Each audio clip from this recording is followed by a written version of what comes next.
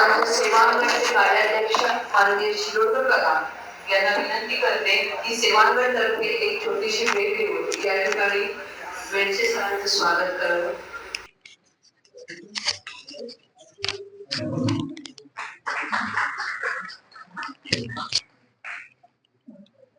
आणि ज्या वक्त्यांना ऐकण्यासाठी आपण आतुर आहात यांचा परिचय करून देण्याची विनंती मी ॲडव्होकेट निंबाळकर सर यांना करते. नमस्कार. कॉम्रेड आनंद मेनसे सरांचा आणि बॅरिस्टर नागपै यांचा एक वेगळा संबंध आहे. मेनसे सरांचे वडील नागपैंच्या बरोबर स्वातंत्र्य लढ्यात होते, गोवा मुक्तीच्या लढ्यात होते. त्याच्यामुळे नागपै सेवांगणच्या कुठल्याही कार्यक्रमात आनंद मेनसे सर प्रत्येक वेळी आहे. कॉम्रेड आनंद मेनसे GSS कॉलेजचे प्राचार्य, जसे ते प्राचार्य तसेच एक कामगार नेते, सहकार चळवळीतले एक कार्यकर्ते, एक लेखक आणि व्याख्याते म्हणून आपल्या महाराष्ट्र आणि बेळगाव गोवा या परिसरात परिचयाचे आहे. कॉम्रेडनी बरीच पुस्तकं लिहिलेली आहेत. गोवा मुक्ती लढ्यामध्ये कम्युनिस्टांचं जे योगदान आहे त्याच्यावरती पुस्तक आहे कॉम्रेडांचं. त्याच्यानंतर जो बेळगावचा सीमा प्रश्न आहे त्या सीमा प्रश्नावरती सुद्धा कॉम्रेडनी पुस्तकं लिहिली आहे.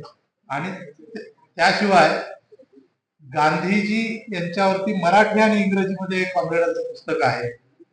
आणि त्याचबरोबर गांधींच्या बद्दलची व्याख्यानं, शेकडो व्याख्यानं आजपर्यंत कॉम्रेडनी दिलेली आहेत. कॉम्रेड अण्णाभाऊ साठे साहित्य संमेलनाचे मुख्य प्रवर्तक असल्यासारखे आहेत. कॉम्रेड पानसरे असताना जी अण्णाभाऊ साठे साहित्य संमेलनाची चळवळ सुरू झाली आणि कॉम्रेड पानसरे गेल्यानंतर ती चळवळ पुढे चालू ठेवण्याचं श्रेय कॉम्रेड आनंद मेनसे सरांना आहे. एक आंबेडकर गांधी याचा सखोल अभ्यास असलेले एक अभ्यासक आज आपल्याला वक्ते म्हणून लाभलेले आहेत. माझ्या मते एवढा परिचय आपल्याला त्यांना समजून घेण्यासाठी पुरेसा नाही, तो त्यांच्या भाषणातूनच होईल. मी इतकी ओळख करून देऊन इथे थांबतो. नागपै सेवांगण या संस्थेचे सर्व पदाधिकारी,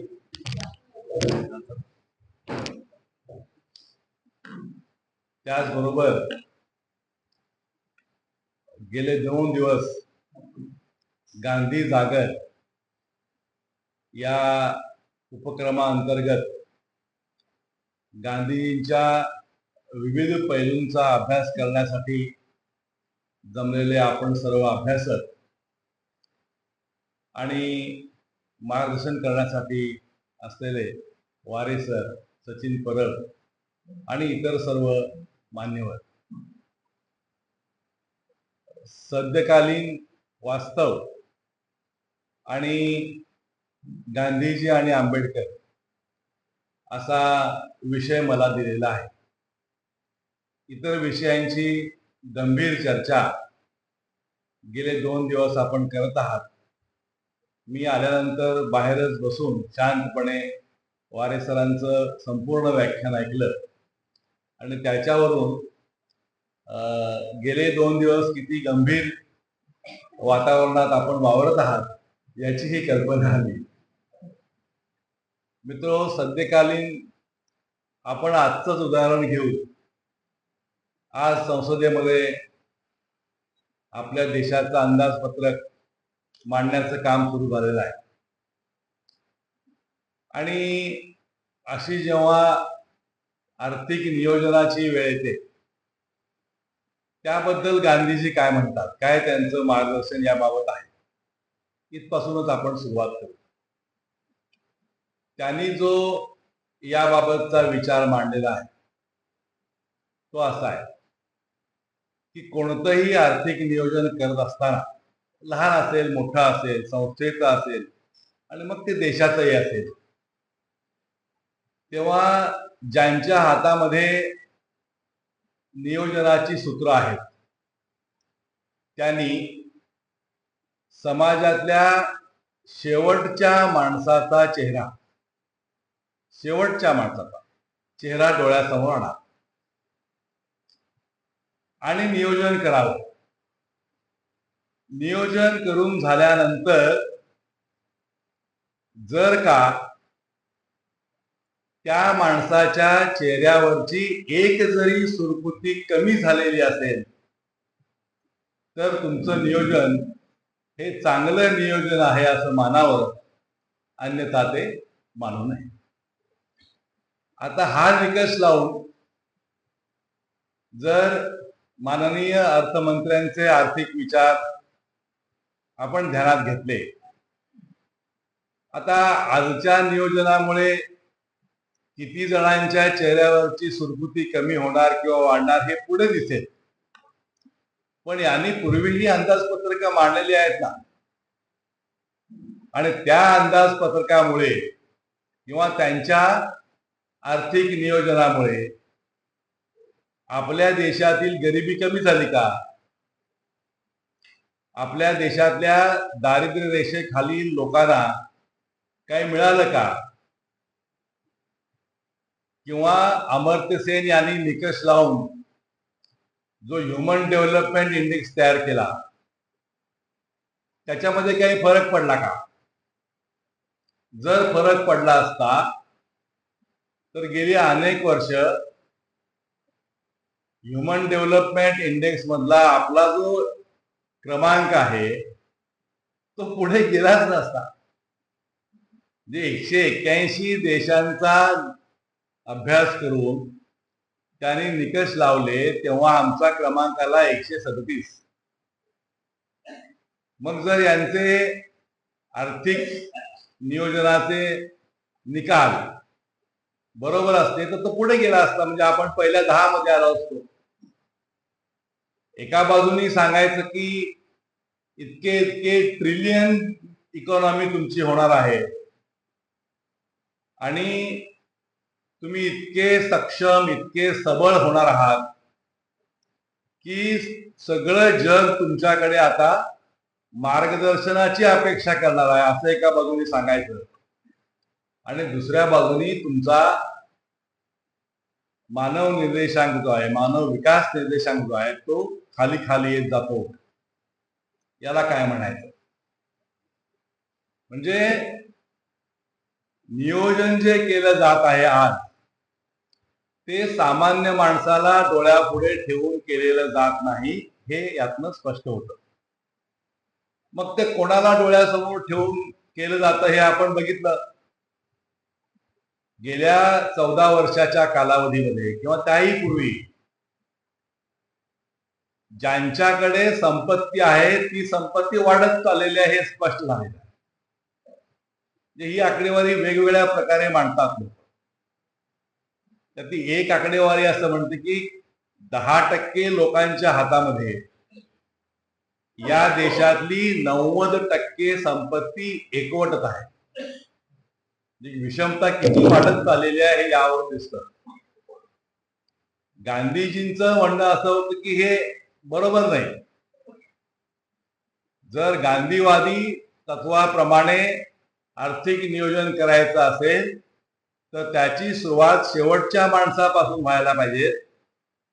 त्याचा विकास होत गेला पाहिजे. तो फक्त आर्थिक विकास होता कामा नये, तो सर्वांगीण विकास असायला पाहिजे. त्याच्या सर्वांगीण विकासाची जबाबदारी कशी घ्यायची याचं मार्गदर्शन गांधीजी करतात.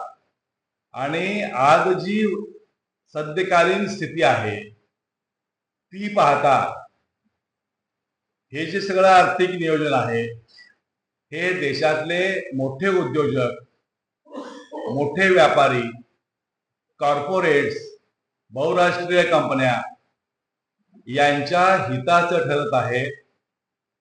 आणि म्हणून जेव्हा जेव्हा अशी परिस्थिती निर्माण होते आणि एक मोठा समूह जेव्हा आर्थिकदृष्ट्या, सामाजिकदृष्ट्या, सांस्कृतिकदृष्ट्या, शैक्षणिकदृष्ट्या वंचित व्हायला लागतो त्याचे प्रश्न गंभीर व्हायला लागतात, तेव्हा मग अशा परिस्थितीमध्ये गांधीजींनी आम्हाला काय मार्गदर्शन केलेलं आहे, मार्क्स काय म्हणतात, आंबेडकर काय म्हणतात, या निकषावरती आपण त्याचा विचार करायला लागतो.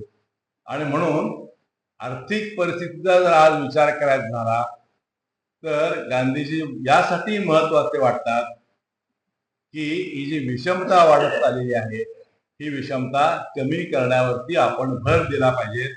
आणि राज्यकर्त्यांची भूमिका मात्र त्याच्यात पूर्णपणे उलटी आहे असं आपल्याला आजचं हे आजच्या दिवसापुरतं जरी बघितलं तरी त्यातून ते स्पष्ट व्हावं.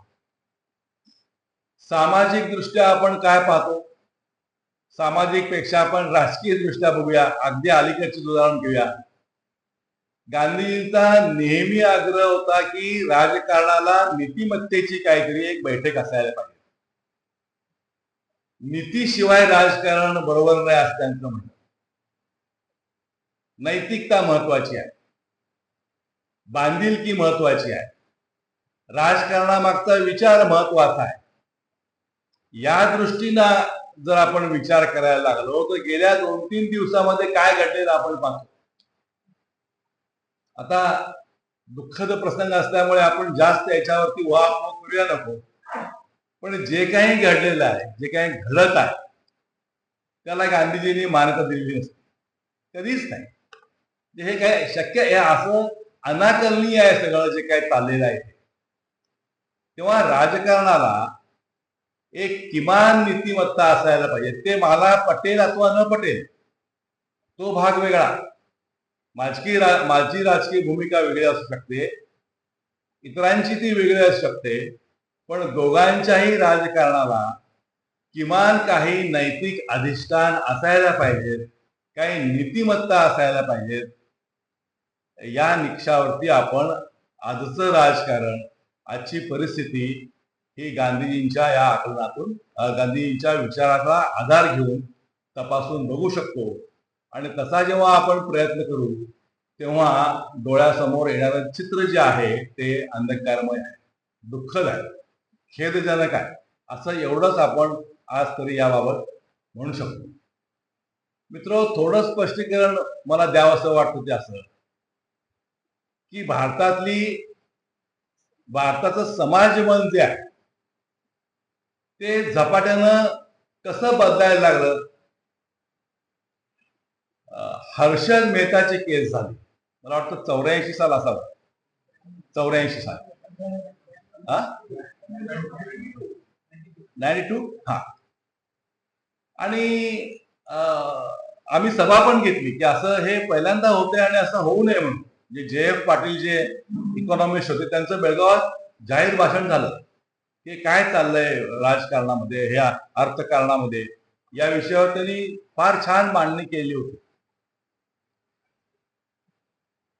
हा विषय हर्षद मेहताला तुरुंगात गेल्यानंतर थोडा थांबला. मला आपलं लक्ष वेधायचे ते याकडे की ज्या दिवशी हर्षद मेहताला जामीन मिळाला, तो दोषमुक्त झाला नाही, जामीन मिळाला, त्यावेळी भायखळा जेल पासून ते दलाल स्ट्रीट पर्यंत त्याची मिरवणूक काढण्यात आली, भव्य मिरवणूक निघाली. सगळे सट्टा बाजारातले लोक एकत्र आले आणि हर्षद मेहतानं कशी कर्तबगारी करून दाखवलेली आहे आणि तो कसा उत्तम सटोडिया आहे असं फलक हातात घेऊन, फटाके फोडून, मिठाई वाटून त्याचं स्वागत करण्यात आलं. आणि मला वाटतं तेव्हापासून घोटाळेबाज जे लोक होते त्यांच्या भोवती एक असं मोठं वलय, आणि मग त्यानं कसं फसवलं, त्यानं ती बोगस रिसीट कशी तयार केली, आणि सगळा मिळून घोटाळा होता तो फक्त 80 कोटी रुपयाचा होता. आणि त्याची मजल तर इथपर्यंत गेली की त्यानं एक बॅग दाखवली टीव्हीवरती, आणि याच बॅगेतनं मी 3 कोटी रुपये त्यावेळेचे जे नरसिंहराव होते त्यांना आपण दिले असं त्यानं सांगितलं, आणि त्याला प्रतिष्ठा मिळाली. भारतीय समाजामध्ये गुन्हेगारांना प्रतिष्ठा देण्यास त्या दिवसापासून सुरुवात झाली. आधी पण किरकोळ गोष्टी व्हायच्या. आज मी सर्रास असं बघतो भारतीय समाजामध्ये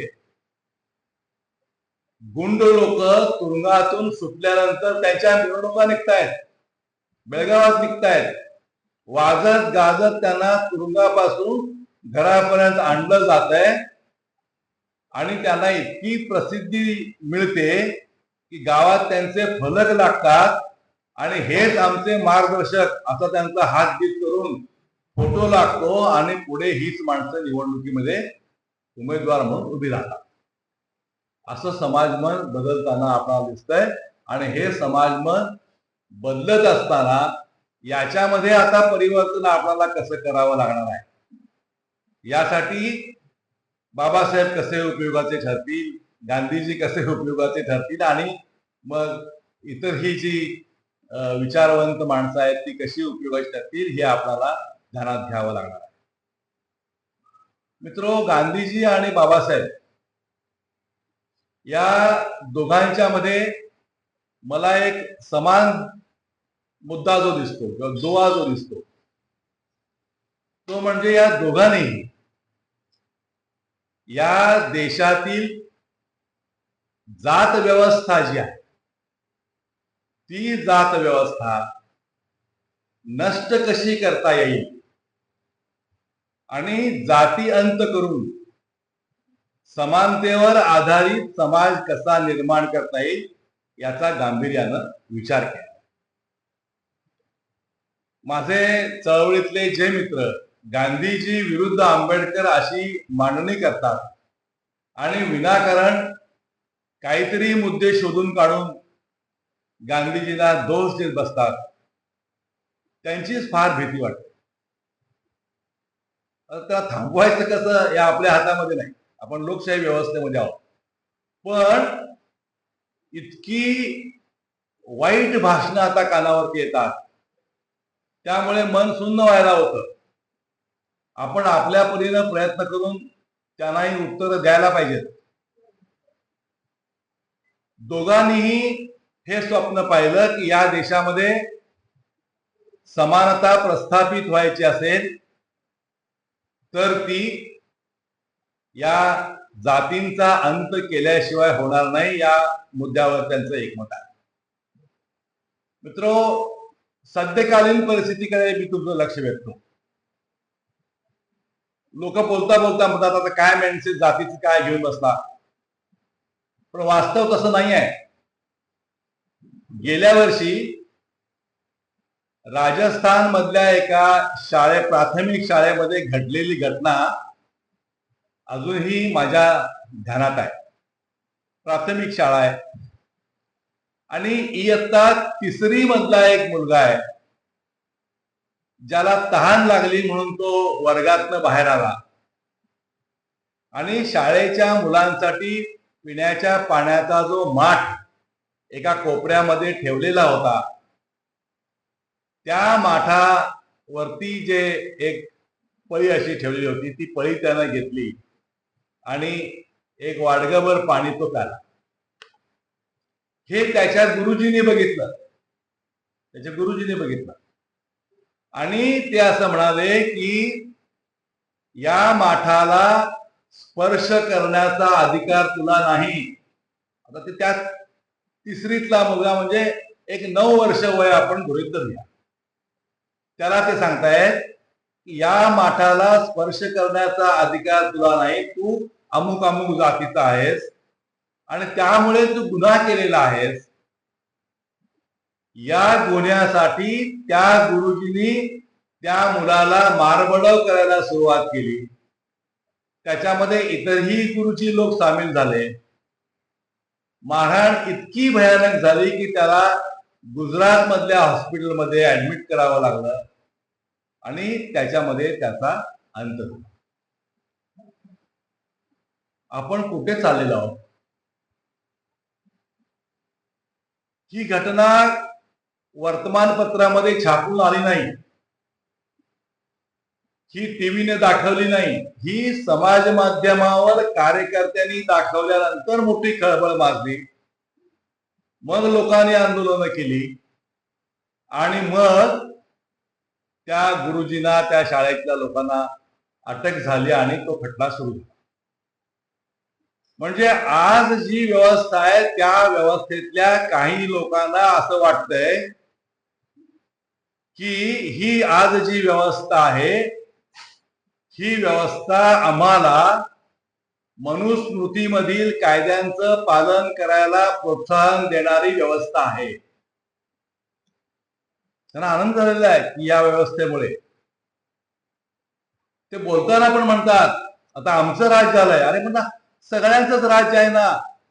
26 जानेवारी 1950 पासून सगळ्यांचं राज्य आहे. तुम्हालाच का वाटावं आमचं राज्य आलंय? आम्हालाही वाटतंय आमचं राज्य आमचं आहे. आम्हाला जास्त आनंद याचा आहे की या देशाला स्वातंत्र्य मिळावं म्हणून आम्ही भागीदारी केलेली आहे लढ्यामध्ये. त्यामुळे आम्हाला आनंदही आहे आणि अभिमानही आहे. पण जी मंडळी स्वातंत्र्य लढ्यामध्ये भाग घेतल्याचा अभिमान बाळगत नाही त्यावेळी ते नव्हते, पण त्यांना विशेष आनंद याचा झालेला आहे की जे अधिकार या घटनेनं आमचे हिरावून घेतले असं त्यांना वाटतंय ते त्यांना आता परत मिळालेले आहेत. आणि मग हा पाण्याचा माठ हा सर्वांसाठी नाही, तो केवळ आमच्यासाठी आहे. तुमच्यासाठी वेगळी व्यवस्था. आता बिचार त्या पोराला महिने सांगायला तर पाहिजे की तुमची वेगळी व्यवस्था कुठे आहे ती. तहान लागलेलं लहान मूल जेव्हा जाऊन पाणी घेतं तेव्हा त्याला गुन्हेगार ठरवून मरेपर्यंत मारण्याची शिक्षा दिली जाते. तेव्हा या समकालीन वास्तवाला आपण गांभीर्यानं घेतलं पाहिजे. तुम्ही घरामध्ये मटण शिजवलं म्हणून लोकांचे जीव घेतले गेले दिल्लीमध्ये, तो अखलाक मरण पावला. गायींची तस्करी केली म्हणून काही लोकांना मारलं. गायीचं कातडं तुम्ही कमावता आणि ते विकता म्हणून तुम्हाला मारलं. आणि सर्वात विरोधाभास असा आहे की गायीचं मटण पॅकबंद करून त्याची विदेशामध्ये विक्री करणारे सगळे लोक सवर्णच आहेत, मोठे उद्योगपती आहेत. ते पॅकबंद करून मग हे कसं काय चालतं? तुम्हाला वेगळा अधिकार कोणी दिला? पण ते म्हणतात की आम्हाला असा अधिकार आता मिळालेला आहे. हे वास्तव बघितलं तर अंगावरती शहारे येणार हे वास्तव आहे. जाती पुन्हा अशा प्रकारे टार्गेट करून त्या जातींना त्रास देण्याचं काम सुरू आहे. आणि विशेषतः त्या जातीमधल्या महिला असतील किंवा सगळ्याच महिला असतील त्यांनाही दुय्यम लेखण्याचं काम सुरू आहे. ही जी व्यवस्था आहे या व्यवस्थेवरती अतिशय विचारपूर्वक भूमिका गांधीजींनी घेतली आणि आंबेडकरांनी पहिल्यांदा भूमिका घेतली गांधीजींनी. गांधीजी याबद्दल जास्त बोलले नाही. मला विशेष आनंद याचा आहे की गांधीजींनी जे काही केलं ते माझ्या गावात केलं, बेळगावात केलं. 1924 साली बेळगावात काँग्रेसचं अधिवेशन झालं आणि गांधीजी काँग्रेसचे अध्यक्ष झाले. गांधीजींनी बेळगाव काँग्रेसमध्ये काँग्रेसचा चेहरा मोहरा बदलला. त्यांनी स्पष्ट केलं की यापूर्वी काँग्रेसनं केवळ राजकीय भूमिका घेतलेली आहे. आता काँग्रेस सामाजिक भूमिका घेईल. तिने ती घ्यायला पाहिजे. कोणते मुद्दे त्यांनी विषय पत्रिकेवरती आणले? पहिला मुद्दा त्यांनी आणला तो म्हणजे या देशामध्ये 50% स्त्रिया आहेत आणि त्या सगळ्या स्वातंत्र्य चळवळीपासून लांब आहेत, त्यांचा सहभाग नाही आहे. तेव्हा मी असं आवाहन करतो की स्त्रियांनी या चळवळीमध्ये आलं पाहिजे, त्यांनी भाग घेतला पाहिजे. त्याशिवाय या चळवळीला गती येणार नाही. जे त्यांनी आग्रह करून गंगूबाई हानगल म्हणून ज्या प्रख्यात गायिका झाल्यानंतर त्या त्यावेळी केवळ 10 वर्षाच्या होत्या. त्यांना सांगितलं की तूच वंदे मातरम म्हणायचं, तू वंदे मातरम म्हणायला पाहिजे. इतर दिग्गज संगीतकार आमच्याकडे आहेत, ते म्हणतील, पण तू म्हटलं पाहिजेस. हा आग्रह काय सांगतो? गांधीजींनी सांगितलं की अस्पृश्यता निवारण हा विषय काँग्रेसच्या विषय पत्रिकेवरती असेल. आपण अस्पृश्यता पाळायची नाही आहे. पुढे अशी चर्चा झाली की जो खरोखर काँग्रेस जन आहे त्यानं एक तरी दलित मुलगी दत्तक घेऊन आपल्या घरामध्ये सांभाळावी, आपल्या मुलांच्या बरोबर तिचा सांभाळ करावा, हेही त्यांनी मानलं. अस्पृश्यता निवारण, महिलांचा सहभाग, आणि गांधीजींनी 2 आश्वासनं महत्वाची दिली. स्वातंत्र्य मिळाल्यानंतर या देशामध्ये लोकशाही असेल आणि सर्वांना मताचा अधिकार नाही. तोपर्यंत मताचा अधिकार सर्वांना नव्हता. गांधीजींनी हेही सांगितलं की स्वातंत्र्य मिळाल्यानंतर या देशामध्ये भाषावार प्रांतरचना होईल. ती झाली, पण तुम्ही काय आम्हाला घेत नाही आहे. आम्ही तिकडे 25 लाख लोक आज ही महाराष्ट्रात येण्याची धडपड करतोय, आणि ज्यांच्या नावानं सभागृह आहे, पाप बिचारे, त्यांना हौतात्म्य लाभलं बेळगावात. तिथं होतो मी त्या दिवशी, नाथपैंच. त्यांचं केवढं मोठं ऋण आमच्यावरती आहे. तर असं हे सगळं आहे. मी असं मांडतो, बघा, तुम्हाला आता मोठी माणसं आहेत, गांधीजींनी असं करून नेमकं काय केलं? हा खरा मुद्दा आहे. हा खरा मुद्दा आहे. गांधीजी असं का करत होते आणि त्यांना काय अभिप्रेत होतं? मी सांगतो, माझं मत असं आहे, गांधीजींनी असं धोरण स्वीकारून मनुस्मृतीला नकार दिला. काय सांगत होते गांधीजी? मनुस्मृतीनं जे अधिकार दलितांना, स्त्रियांना दिलेले नव्हते, आज पण नाहीच ते, गांधीजी म्हणतात ते अधिकार त्यांना मिळाले पाहिजेत.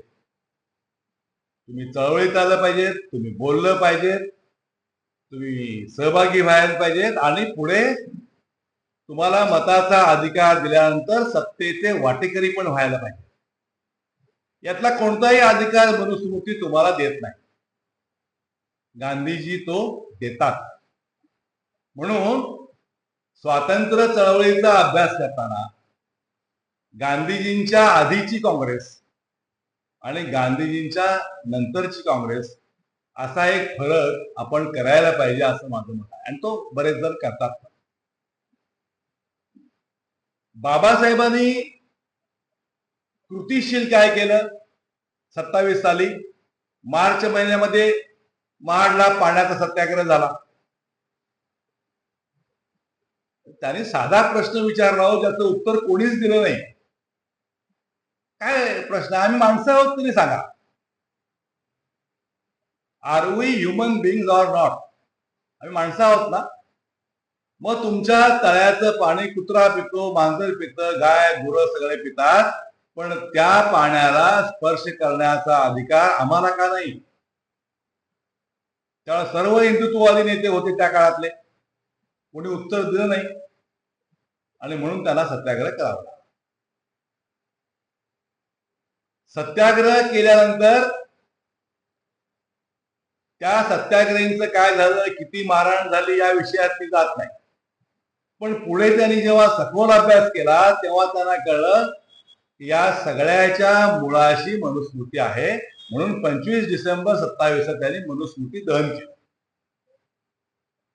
गांधीजींनी ते कृतिशीलपणे 1924 सालीच केलं. बाबासाहेबांनी आपल्या चळवळीचा एक भाग म्हणून विचारपूर्वक सर्वांना सामावून घेऊन, म्हणजे मनुस्मृती दहनाचा ठराव ज्यानं मांडला त्यांचं नाव सहस्त्रबुद्धे आहे. ते तो ठराव मांडला. मनुस्मृतीमध्ये कोणकोणते अध्याय आम्हाला मान्य नाहीत हे सांगितलं, आणि मनुस्मृती झाली. त्यावेळेचा एक प्रसंग आहे. महाडला जो शामियाना घालण्यात आलेला होता तिकडे बाबासाहेब बसले होते आणि कार्यकर्ते गेले आणि त्यांनी सांगितलं की इथे कुणाच तरी एक फोटो लावा. आपल्या कार्यकर्त्यांना तशी फार हाऊस असते. कार्यकर्त्यांची इच्छा होती की बाबासाहेबांचा फोटो लावा. स्वाभाविक आहे, त्यांचे ते नेते आहेत. कुणाला वाटलं शाहू महाराजांचा लावा. कार्यकर्ते सांगत गेले. बाबासाहेब म्हणले फोटो लावू नका, अजिबात फोटोची गरज नाही, आपण आंदोलन करायला या ठिकाणी जमलेलो आहोत. पण कार्यकर्ते ऐकेना.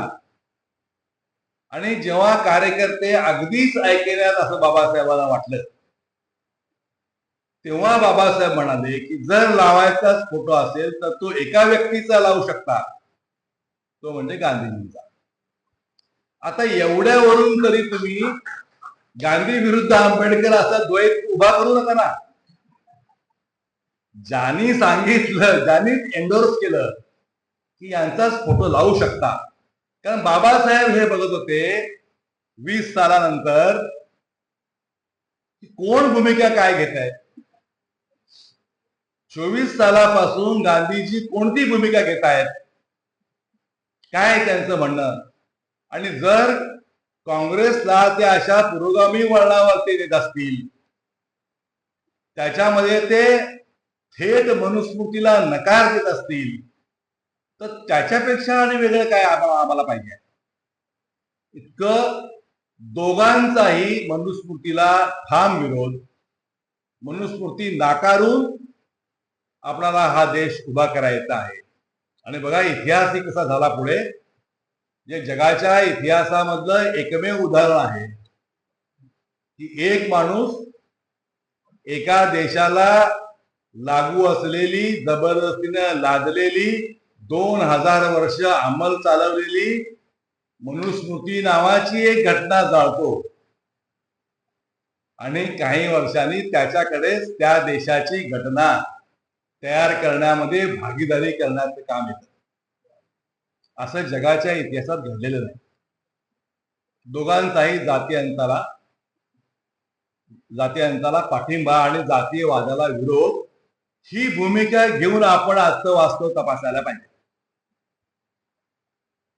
आणि म्हणून गांधी आणि आंबेडकर हे बऱ्याच ठिकाणी एकमेकाला पूरक असे आपल्याला दिसतात. त्याचा कसा उपयोग आपण चळवळीत करून घ्यायचा हे आपण बघायला पाहिजे. मित्रो, हे सगळं सुरू असताना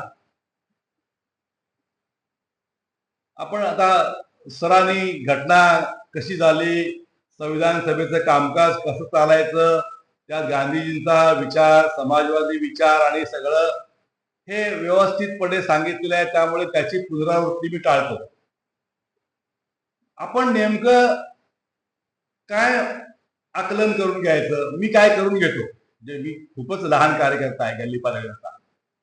आपण एक असा विचार केला की स्वातंत्र्य प्राप्तीनंतर गांधीजी आणि आंबेडकर या दोघांचाही हा जातीयंताचा विचार पुढे नेण्यासाठी काय करावं, काय करायला हवं.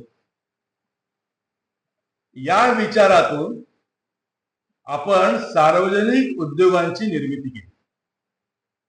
आपण थेट काही समाजवादाकडे जाऊ शकलो नाही. आपण कल्याणकारी व्यवस्था स्वीकारली आणि या कल्याणकारी व्यवस्थेमध्ये आपण सार्वजनिक उद्योग निर्माण केले. रेल्वे हा सर्वात मोठा सार्वजनिक उद्योग आजही आहे. मग इतर उद्योग निर्माण झाले. तेलाच्या क्षेत्रात आपण गेलो, कोळसा क्षेत्र होतं वीज निर्मितीचं, कापड क्षेत्रामध्ये आपण गेलो, शिक्षणात आपण गेलो. सुरुवात बऱ्यापैकी दमदार सुरुवात आपण केली. आपण मान्य केलं पाहिजे. आता माझ्या पक्षानं त्यावेळी खूप टीका केली आणि आर्थिक गती वाढवायची, फारच धीमे गतीने चाललेला आहे वगैरे वगैरे. ठीक आहे, तरी सुद्धा काय झालं, सार्वजनिक क्षेत्र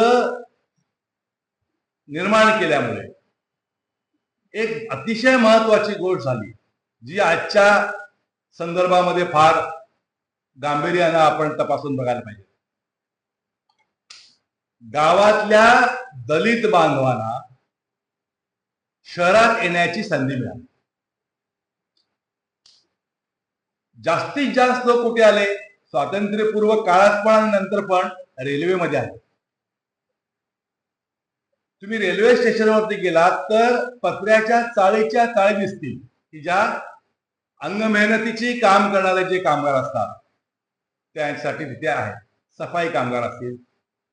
शहर गावातून खेड्यामध्ये आलेल्या दलित बांधवाला एक छप्पर त्या ठिकाणी मिळालं. छप्पर त्या ठिकाणी मिळालं. जो दलित बांधव 7वी पर्यंत शिकला, 7वी पर्यंत, फार नको 7वी शिकला, त्याला स्कूल बोर्डाच्या शाळेत, त्यावेळेस स्कूल बोर्ड असायचं किंवा म्युन्सिपालिटी शाळा असायची, शिक्षकाची नोकरी मिळाली. मला शिकवायला कुंभार गुरुजी होते, कांबळे गुरुजी होते. ती बिचारी माणसं जिद्दीनं बाबासाहेबांचा फोटो डोळ्यासमोर आणत 7वी पास झाली, शहरामध्ये आली. शहरात त्यांना जागा मिळत नव्हत्या म्हणून ती आसपासच्या खेड्यामध्ये राहायची, चालत शाळेला यायची आणि त्यांनी जिद्दीनं अभ्यास केला. अतिशय चांगलं शिक्षण आम्हाला दिलं. माझ्या जडणघडणीमध्ये त्यांचा फार मोठा सहभाग आहे. कांबळे गुरुजी होते मला. नंतर त्यांनी एका चळवळीने त्याची नावं बदलली. हे परिवर्तन होतं, ही क्रांती होती. आम्ही काय केलं, शिक्षण देऊन त्याला वेगळ्या प्रकारची नोकरी दिल्यामुळे मनुस्मृतीनं जी व्यवस्था, जे काम त्याच्यावरती लादलेलं होतं त्यातून त्याची अंशतः का होईना मुक्तता झाली. ज्याचे वडील गावात गुरंढोरं ओढायचं म्हणजे मेलेली गुरंढोरं ओढायचं काम करत होते, त्यांचा मुलगा आता शिक्षक झाला. त्याला 8 रुपये 10 रुपये काय काय असलेला पगार मिळाला, पण त्याच्यापेक्षाही त्याला प्रतिष्ठा मिळाली. त्याला किती बरं वाटलं असेल, किती बरं वाटलं असेल. तो गावात आला. तो येताना आपली मुलं पण शाळेत आणायला लागला, त्याची मुलं पण शिकली. हे रेल्वेत झालं. हे ज्या ज्या ठिकाणी पब्लिक सेक्टर होता त्या पब्लिक सेक्टरनं गावात ज्यांचं पराकोटीचं शोषण अनेक वर्ष झालं अशा लोकांची सुटका केली, त्यांना शहरात आणलं आणि त्यांना एक वेगळं जग बघायला मिळालं.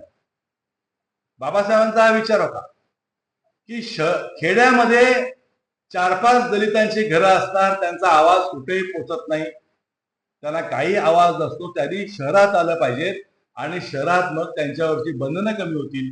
त्यांना बसमधनं प्रवास करता येईल, त्यांना रेल्वेमधनं प्रवास करता येईल. त्यांना प्रवास करण्याची पण बंदी होती, त्यांना बाजूला बसून कोण घेणार. ही व्यवस्था आपण चांगली चालवली, चांगली चालवली. यासाठी काय केलं, विद्यमान राज्यघटनेमध्ये राखीवतेची तरतूद केली. तू या समाजात आहेस, चल तुझी आम्ही फी भरतो, तुला हॉस्टेल देतो, पुढे जाऊन तुला नोकरी पण देतो. मुद्दा असा होता की त्याच्यावर लादलेली जी कामं होती त्या कामातून त्याची मुक्तता करण्यामध्ये आमच्या राज्यघटनेला एका टप्प्यापर्यंत चांगलं यश मिळालं. ही व्यवस्था अशी आणखी काही काळ सुरू राहिली असती तर आणखी प्रगती शक्य होती. पण आजचं वातावरण पाहता म्हणजे समकालीन जो हा मुद्दा आहे तो असा आहे की विद्यमान राज्यकर्त्यांना ही व्यवस्था मोडून काढायची आहे. विद्यमान राज्यव्यवस्था असं म्हणते की आम्हाला दलितांचा फार कळवळ आहे, आम्ही राज्यघटनेचा आदर करतो, आम्ही पार्लमेंटचा आदर करतो, पार्लमेंटला पाया पडूनच आज जातो. पण वेगळ्या मार्गाने त्यांची चाल अशी आहे की या सार्वजनिक क्षेत्रातील उद्योगांचं खासगीकरण केलं की आपोआपच राखीवतेचा मुद्दा निकालात निघतो आणि मग त्यांना अभिप्रेत असलेल्या मनुचं पुन्हा राज्य येऊ शकतं. त्यांच्या डोक्यातनं मनुस्मृती गेलेली नाही, ती कायम आहे. त्यांना ती व्यवस्था पुन्हा आणायची आहे. पण मतासाठी तुम्ही पण पाहिजे. मग मतासाठी तुम्ही पाहिजे आणि तुम्हाला पुढे पण जाऊ द्यायचं नाही आहे. मग करायचं काय? तर आज जी क्षेत्र आहेत की ज्याच्यामुळे या देशातल्या महिला आणि या देशातले दलित बांधव यांना थोडी प्रगती करता आली, ती क्षेत्र रोखून धरायची आहे. आता तुम्हाला मी एक साधं उदाहरण देतो. आपल्या विद्यमान सरकारनं अदानी या उद्योगपतीला दक्षिणेकडून उत्तरेकडे जाणारे 5 रेल्वे मार्ग विकले. काय त्यांचा करार झाला असेल. विकता क्षणी त्यांनी असं केलं की हे सगळे रेल्वे स्थानक जे आहेत त्यांचं सुशोभीकरण करण्याच्या नावाखाली त्यांचं यांत्रिकीकरण केलं. आता रेल्वे स्टेशनवरती निळ्या रंगाची साडी नेसलेली सफाई कामगार बाई त्या स्टेशनवर तुम्हाला दिसत नाही. त्यांनी मॉपिंग मशीन लावलं. प्लॅटफॉर्म चकचकीत झाला. पण पत्र्याच्या चाळीत राहून आपल्या लहान मुलांना जी बाई शिकवत होती तिला त्यांनी त्या पत्र्याच्या चाळीतनं बाहेर काढलं. आता तिला पुन्हा म्युन्सिपाल्टीत जाऊन सफाईच काम करावं लागलं. याचा गंभीरपणे आपण विचार केला पाहिजे की आम्ही जे खाऊजा धोरणाला विरोध करत होतो, खाजगीकरण, उदारीकरण आणि जागतिकीकरण, याच्यातलं खाजगीकरण जे आहे, या खाजगीकरणाचा अंतस्थ हेतू हा दलितांना आणि या देशातल्या महिलांना मारक ठरलेला आहे.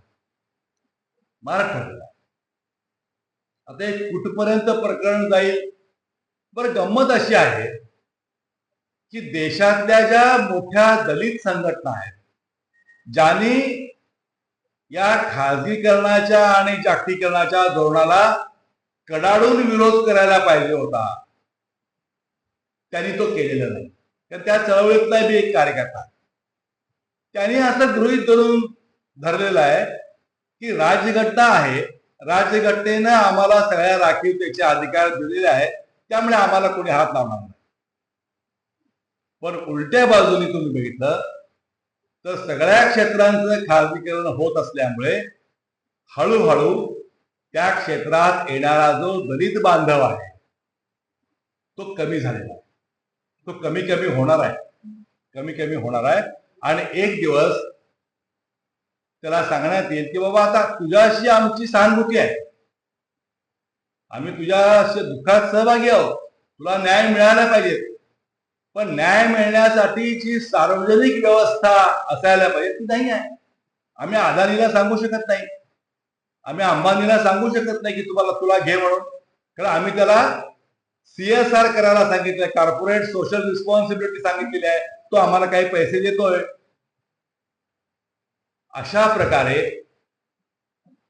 दलित बांधवांच्यावर सद्यस्थिती जी आहे ती घातक आहे. आणि बाबासाहेबांचं तत्वज्ञान असेल किंवा गांधीजींचं तत्वज्ञान असेल, या दोघांनाही हे अभिप्रेत होतं की या सगळ्या ज्या अरिष्टातून हा समाज गेली 2000 वर्ष गेला, त्यातून याची मुक्तता व्हायला पाहिजे. मित्रो, जाती अंताचा विचार करताना केवळ असं झालं म्हणून जाती अंत होतो का? तर होत नाही. त्यासाठी वेगळे प्रयत्न करावे लागतात. तसे प्रयत्न पूर्वी कोणी केले का? केलेले आहेत. म्हणजे अगदी बसवेश्वरांनी केलेले आहेत. बसवेश्वरांनी 12व्या शतकात आंतरजातीय विवाह घडवून आणला. त्यांच्या अनुभव मंडपातला एक ब्राह्मण सहकारी, त्याची कन्या आणि एक ढोर समाजातला त्यांचा सहकारी, त्याचा चिरंजीव, यांचा आंतरजातीय विवाह त्यांनी 12व्या शतकात घडून आणला आणि मग ती कल्याण क्रांती सुरू झाली. म्हणजे केवळ तो त्याच्या व्यवसायातून मुक्त झाला, म्हणजे त्याच्या जातीचा अंत होतो असं नव्हे, तर रोटी बेटी व्यवहार व्हायला पाहिजे. हे बाबासाहेबांनी 1935च्या अनहिलेशन ऑफ कास्ट या त्यांच्या थिसिस मध्ये म्हटलेलं आहे. गांधीजी काय म्हणतात? गांधीजींनी शेवटी आग्रह धरला की माझ्या चळवळीतील जे कार्यकर्ते आंतरजातीय विवाह करतील त्यांच्याच विवाहांना मी हजर राहीन, आशीर्वाद देईन, अन्यथा मी त्या विवाहांना जाणार नाही असं त्यांनी जाहीर केलं. जे बापूजींची सावली असं ज्यांना म्हटलं जाईल ते महादेवभाई देसाई. महादेवभाई देसाई गांधीजींच्याकडे गेले आणि आपला मुलगा नारायण भाई याची लग्नपत्रिका घेऊन गेले. त्याने विचारलं महादेवजी क्यों आहे? तर म्हणाले की बेटे की शादी आहे. तर गांधीजीने विचारलं बहू आप में ही की है क्या बाहर की आहे? त्याने सांगितले आप में की है हमारी है. तर त्यांनी त्यांच्याकडे बघितलं पण नाही. त्यांनी सांगितलं की महादेव मैं आशीर्वाद देता हूं लेकिन शादी को उपस्थित नहीं रहूंगा. आंतरजातीय विवाह समाजात घडले पाहिजेत, तरच या समाजामध्ये देवाणघेवाण होईल, माणसं एकामेकाच्या जवळ येतील. हा जो गांधीजींचा आणि आंबेडकरांचा विचार आहे तो सुदृढ होण्याची आज गरज आहे. तो आज अशक्त होताना दिसतो. काही क्षेत्रामध्ये तेही अगदी छोटस आयटी क्षेत्र, तिकडे अगदी हाय लेवलला एक 25-25 लाखाचं पॅकेज घेणारे दोघं सहकारी एकामेकाशी लग्न करतात, हे ठीक आहे. पण उलट पक्षी आंतरजातीय विवाह केले म्हणून त्यांना ठार मारणाऱ्यांची संख्या जास्त आहे. सैराट आहे, सगळं सैराट आहे. हे सुरू व्हायला पाहिजे होतं, ते फारसं होत नाही आहे. मी थांबायला पाहिजे काय? नाही ना, सुरू ठेवतो. नाही मला नको, मी नंतर घेईन. तर हे अभिसरण जे आहे समाजातलं, हे अभिसरण जर गतिमान झालं असतं तर परिस्थिती चांगली झाली असती. ते गतिमान होत होत गेलं, पण आता त्याला गेल्या काही वर्षामध्ये बऱ्यापैकी ब्रेक लागलेला आहे. उलट असं करणाऱ्यांना जास्त त्रास दिला जातोय आणि विशेषतः हिंदू मुस्लिम यांच्यातले जे विवाह होतात त्याला राजकीय स्वरूप देऊन दंगली घडवण्याचे देखील प्रयत्न होताना आपण पाहतो. मित्रो, हे प्रकरण कुठपर्यंत जाऊन पोहोचतंय? माझी बहीण मुंबईला असते, त्यांची इमारत रिडेव्हलपमेंट लागली. ते म्हणाले की जुनी झाली, आता आम्ही पाडतो. आणि मग ते 4-5 ABCD असे काहीतरी ते करतात. बिल्डरनं सांगितलं सगळ्यांची मीटिंग घेऊन की जे मटण मासे खातात त्यांची विंग वेगळी असेल आणि जे शुद्ध शाकाहारी आहेत त्यांची वेगळी असेल. हा काय प्रकार आहे? म्हणजे सरळ मांसाहार करणं हा काहीतरी एक मोठा गुन्हा आहे. तुम्ही तुच्छ आहात. शाकाहार करणारे श्रेष्ठ लोक आहेत आणि मांसाहार करणारे कनिष्ठ प्रतीचे आहेत. अशी काहीतरी एक विभागणी करून आता समाजामध्ये तेढ निर्माण करण्याचं काम आहे. हे किती भयानक आहे बघा, कुठपर्यंत आपण जाऊन पोहोचतो. एक उदाहरण देतो. कर्नाटकात देवराज अरस नावाचे एक मुख्यमंत्री होऊन गेले. पुरोगामी विचाराचे होते. त्यांच्या कारकिर्दीमध्ये जे लेआउट झाले ते लेआउट करताना त्याने एक नियम केला होता की आमच्याकडे जर तुम्हाला 40x60 असा प्लॉट पाहिजे असेल तर एक मराठा असेल, दुसरा ब्राह्मण असेल, तिसरा मुसलमान असेल, चौथा लिंगायत असेल, पाचवा जैन असेल, असे असे असणार. पाहिजे तर घ्या किंवा घेऊ नका. लोकांनी घेतले. बेळगावात ते आहेत. आणि तेवढीच एक एरिया अशी आहे की तिकडे जाती दंगा होत नाही, तर सगळी लहान पोरं एकामेकाचे दोस्त आहेत. आणि बाकीचे जे आहेत ते ध्रुवीकरण झालेलं आहे, घेट्टोकरण झालेलं आहे. जे आपण कुठे चाललेलो आहोत आणि या पार्श्वभूमीवर आम्हाला आंबेडकर आणि गांधीजी यांचे विचार समजून घेऊन कसा मार्ग त्यातनं काढायचा हे बघावं लागेल. गांधीजींनी पर्यावरणाबाबत सांगितलं, त्याचा उल्लेख वारे सरांनी केला सकाळी. मूळ मुद्दा रोजगाराचा आहे. गांधीजींची भूमिका यांत्रिकीकरणाच्या विरोधामध्ये तशी नव्हती, पण त्यांचं म्हणणं एक होतं की यांत्रिकीकरणामुळे माणूस बेरोजगार होता कामा नये. म्हणजे जेवढं यांत्रिकीकरण पाहिजे तेवढं तुम्ही करा, अनावश्यक यांत्रिकीकरण करू नका. आज जे यांत्रिकीकरण सुरू आहे त्याचा पहिला हेतू हा प्रचंड नफा कमावण्याचा आहे आणि दुसरा हेतू जो आहे तो कामगार संघटना निर्माण होऊ नये असा आहे. कमीत कमी कामगार आणि जास्तीत जास्त उत्पादन या दृष्टीनं यांत्रिकीकरण जेव्हा होतं तेव्हा बाजारात वस्तू निर्माण होतात, परंतु त्या वस्तू विकत घेण्यासाठी माणसांच्याकडे जी क्रयशक्ती असायला पाहिजे ती क्रयशक्ती नसल्यामुळे मग मंदी येते आणि मग पुढचे अरिष्ट त्यातून निर्माण होतात. म्हणून यांत्रिकीकरण किती असावं आणि किती नसावं याबाबत गांधीजींनी केलेलं मार्गदर्शन हे ध्यानात घ्यायला हरकत नाही. एका महत्वाच्या मुद्द्याकडे मी येतो. जेव्हा घटना लिहून तयार झाली तेव्हा ती सादर करताना बाबासाहेबांनी जे भाषण केलं ते बऱ्याचदा आपण वक्त्यांच्याकडनं ऐकतो, ते फार महत्वाचं आहे. ते असं म्हणाले आहेत, आज एक व्यक्ती एक मत या तत्वानुसार या देशातले सर्व लोक राजकीय दृष्ट्या आपण एका पातळीवरती आणलेले आहेत. त्यावेळी डावे पुढारी असं म्हणायचे की जयपूरची महाराणी जी जगातली सर्वात श्रीमंत व्यक्ती होती, गायत्री देवी, तिलाही एक मत. आणि जयपूरच्या नगरपालिकेमध्ये सफाई काम करणारी आमची भगिनी, दलित भगिनी, तिलाही एक मत. या प्रचारामुळे गायत्रीबाई फार चिडायच्या की माझी तुलना तुम्ही कशी करताय सफाई कामगाराबरोबर, आता या बाबतीमध्ये तू बरोबर आहेस. म्हणून त्याने वेगळा पक्ष पण काढला, आपला स्वतंत्र पक्ष काढला. त्यांनी संस्थानिकांचं हितरक्षण करणारा पक्ष काढला.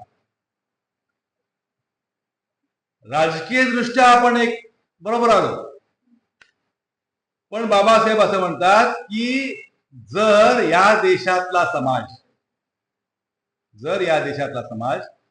आर्थिक दृष्ट्या एका पातळीवरती आला नाही तर मग या देशाच्या पार्लमेंटला धोका पोचण्याची शक्यता आहे. आज नेमकी ती परिस्थिती आपल्याकडे निर्माण झाली. आज ज्या निवडणुका आपण पाहतो त्यांचं विश्लेषण करताना आपण बाबासाहेबांचे विचार ध्यानात घेऊया. मी परवा व्याख्यानाला गेलो एका गावात, पंचायत समितीच्या निवडणुका झालेल्या होत्या. आमचा सहानुभूतीदार जो होता, ज्यानं व्याख्यान ठेवलं होतं, त्याचा एक 6 मतांनी पराभव झालेला होता. म्हटलं काय पद्धत आहे तुमच्याकडे निवडणुकीची? आता निवडणुकीची पद्धत म्हणजे ज्याचं मत आहे ते नाही म्हटलं. तुमच्याकडे काय आज प्रकार काय? तो म्हटलं की सोपा प्रकार आहे. आमच्याकडे जे वार्ड होते त्याच्यामध्ये 650 ते 700 मतदार आहेत. 650 ते 700, 325 ते 350 मतदार ज्याच्याकडे आहेत त्याचा विजय. 325 मतदार तुमचे असायला पाहिजे. तो म्हणला की मग लोकांनी काय केलं, 350 माणसं मोजली, 350 माणसं मोजली, त्यांना एकत्र आणलं, प्रत्येकी 20,000 रुपये दिले. प्रत्येकी 20,000. निवडणुकी संपली म्हटलं, त्याला ठेवलंच एका ठिकाणी, तुम्ही निवांत राहा, जेवा, खा आणि एक गट्टा मतदान करून घरी जा. निकाल लागला, त्यात मला 6 मतं कमी पडली म्हणाल. तरी पण तुझं बरं काम आहे, ते पैसे न खर्च करता तू 100-200-250 मतं घेतलीस. असं जर होत असेल तर मग बाबासाहेबांनी म्हटल्याप्रमाणे या संसदीय लोकशाहीला किती भवितव्य आहे का? काय करायचं आपण या लोकशाहीत? आणि हे वातावरण केवळ ग्रामपंचायतीपुरतं नाही, हे आता महानगरपालिकांच्या पर्यंत आलं. जे मत विकत घेणे, आता एक आहे, आपण मार्क्सवादी पद्धतीप्रमाणे म्हणतो की आपण या सगळ्या लोकशाहीचा विचार भांडवलशाही लोकशाही या सदराखाली करतो. आणि भांडवलशाही व्यवस्थेमधली लोकशाही जेव्हा आपण विचारात घेतो तेव्हा एक गोष्ट असते की इतर गोष्टींचं जसं वस्तूकरण होतं, कमोडिटी होते, तशीच कमोडिटी तुमच्या मताची पण आता झालेली आहे. मत ही आता विकत घेण्याची वस्तू झालेली आहे. आणि मत ही विकत घेण्याची वस्तू झालेली असल्यामुळे मग या लोकशाहीचं भवितव्य काय? ती टिकणार आहे का? टिकणार तर कशी टिकेल?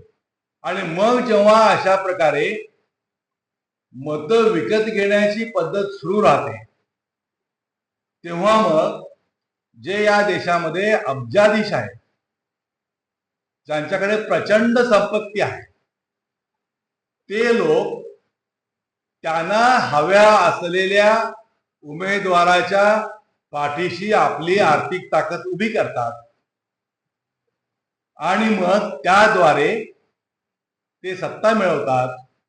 आणि मिळवलेली सत्ता ते आपल्या हितासाठी वापरतात. सामान्य माणसाचा चेहरा मग त्यातनं बाजूला पडतो. असं आज घडताना दिसतंय. गांधीजींनी जे म्हटलं की आर्थिक नियोजन करताना तुमच्या डोळ्यासमोर शेवटचा माणूस पाहिजे, ते का होत नाही?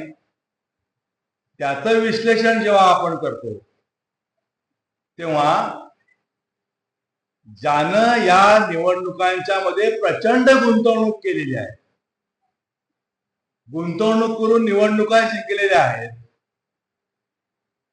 तो अब्जाधीश आपल्या पक्षाच्या मार्फत आपले हितसंबंध सुरक्षित कसे राहतील याची काळजी घेताना दिसतो. आणि मग काय होतं, यातनं वेगवेगळ्या युक्त्या त्याला सुचतात. त्यातली एक युक्ती म्हणजे इलेक्टोरल बॉन्ड्स. उद्योजकांच्याकडनं यांनीच पैसे घ्यायचे बॉन्डच्या स्वरूपात, ते वाटायचे पण आपणच, आणि म्हणायचं की आपण लोकशाही मार्गाने वागलो. तुमची शक्ती कमी, मग तुम्हाला पैसे कमी. आमची शक्ती जास्त, मग आम्ही 12,000 कोटी रुपये घेणार. काँग्रेसनं घेतले, तृणमूलनं घेतले, राष्ट्रवादीनं घेतले, भाजपनं घेतले, फक्त लाल बावटेवाल्याने घेतले नाही. आम्ही म्हटलं बाबा तुमचे पैसे नको, आमचे पडले चालतात. कुठे चाललो आपण? या लोकशाहीला अर्थ काय?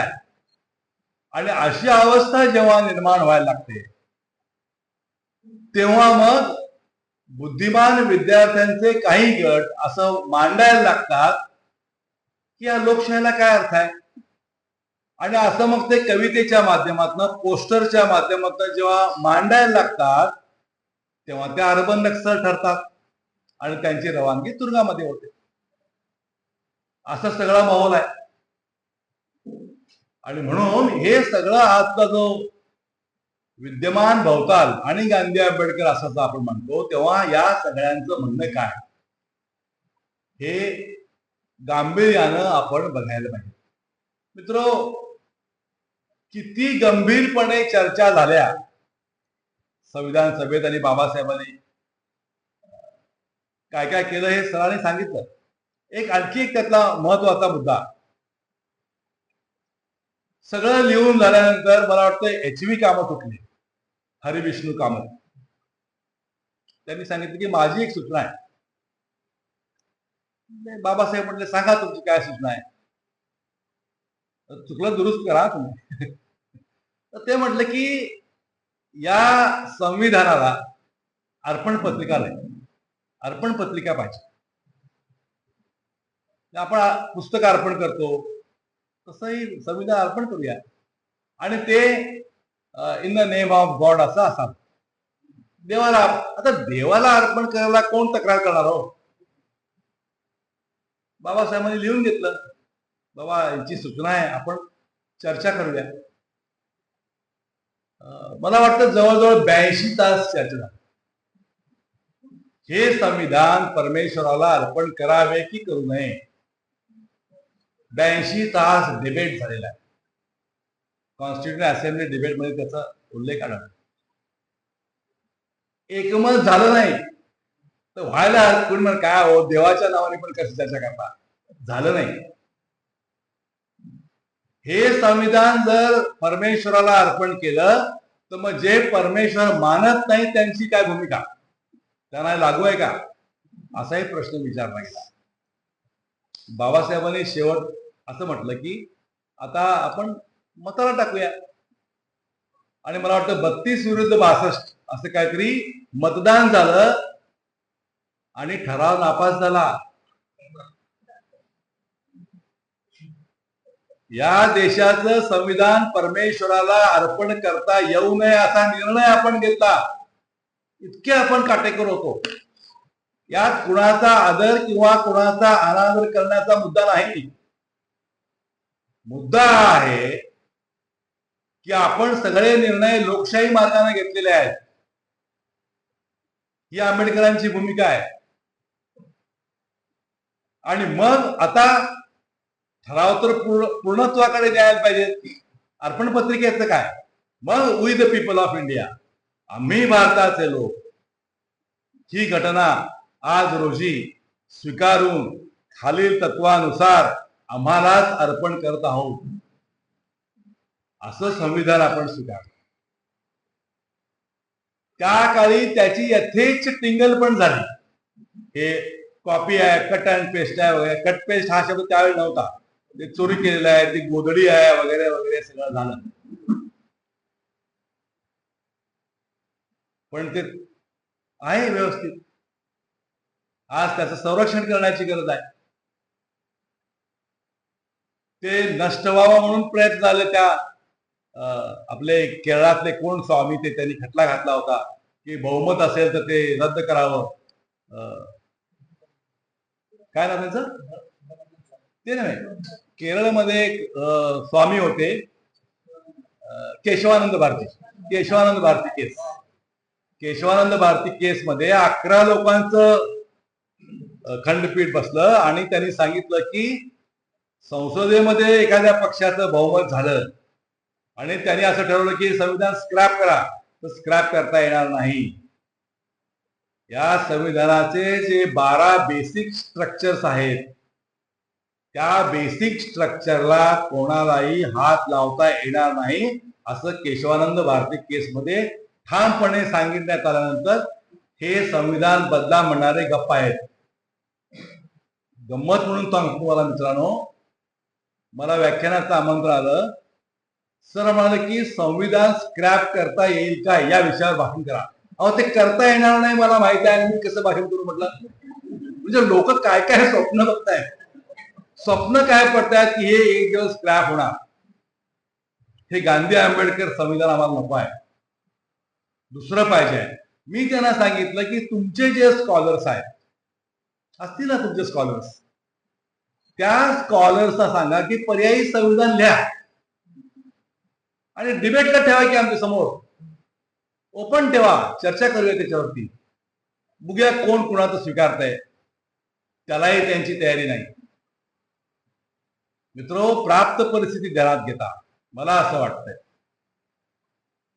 की जगाच्या इतिहासाकडे जेव्हा आपण थोडस मागे जाऊन पाहतो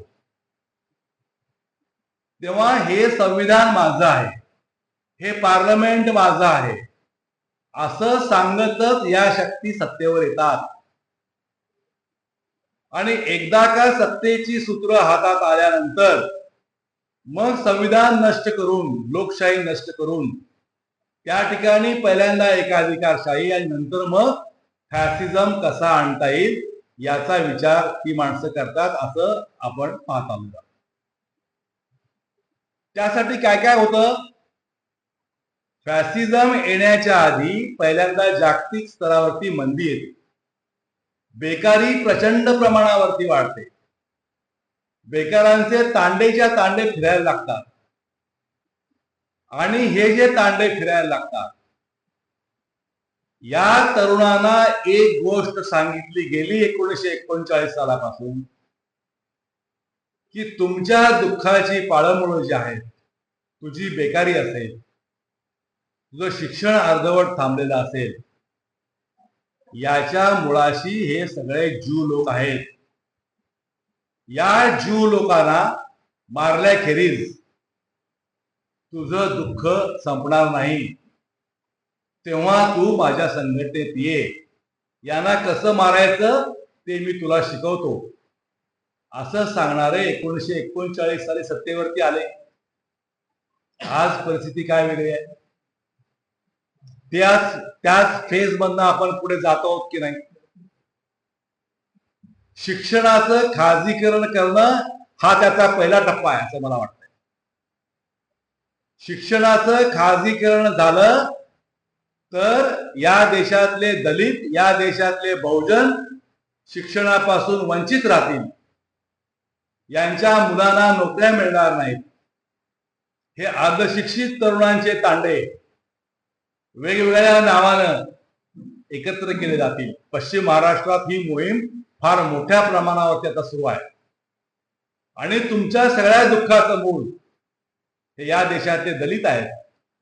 त्याने तुमचं शिक्षण हिरावून घेतलं, त्याने तुमच्या नोकऱ्या हिरावून घेतल्या आणि 1947 साली हा देशच सगळा धर्मांतर होऊन वेगळ्या धर्माचा होणार आहे असं सांगून त्याची डोकी फिरवून त्यांना वेगळ्या मार्गानं लष्करात नेऊन प्रशिक्षित करून या देशाचा चेहरा मोहरा बदलण्याचं काम आज सुरू आहे. हे आपण नीट समजून घ्यायला पाहिजे, समजून घ्यायला पाहिजे. प्रत्येक गावात, छोट्या छोट्या गावात चर्चा काय तर 2047 साली आपला धर्म नष्ट होऊन या देशावर दुसऱ्या धर्माचं राज्य येणार. आणि कोण सांगतंय? चला बसून चर्चा करू. आमच्याकडे चर्चेला वाव नाही. वरून जो आदेश येईल त्याप्रमाणे आम्ही वागणार. तुम्ही सर जास्त सांगू नका. हे आता सुरू झालं. सभात दंगे व्हायला लागले, सभा रोखल्या जात आहेत चांगल्या ठिकाणी. हे जे काही वातावरण आज तयार झालेलं आहे, हे वातावरण ध्यानात घेऊन इथे जमलेले आपण सर्वजण, आम्ही सगळे, आमच्यावरती जबाबदारी आता वाढलेली आहे.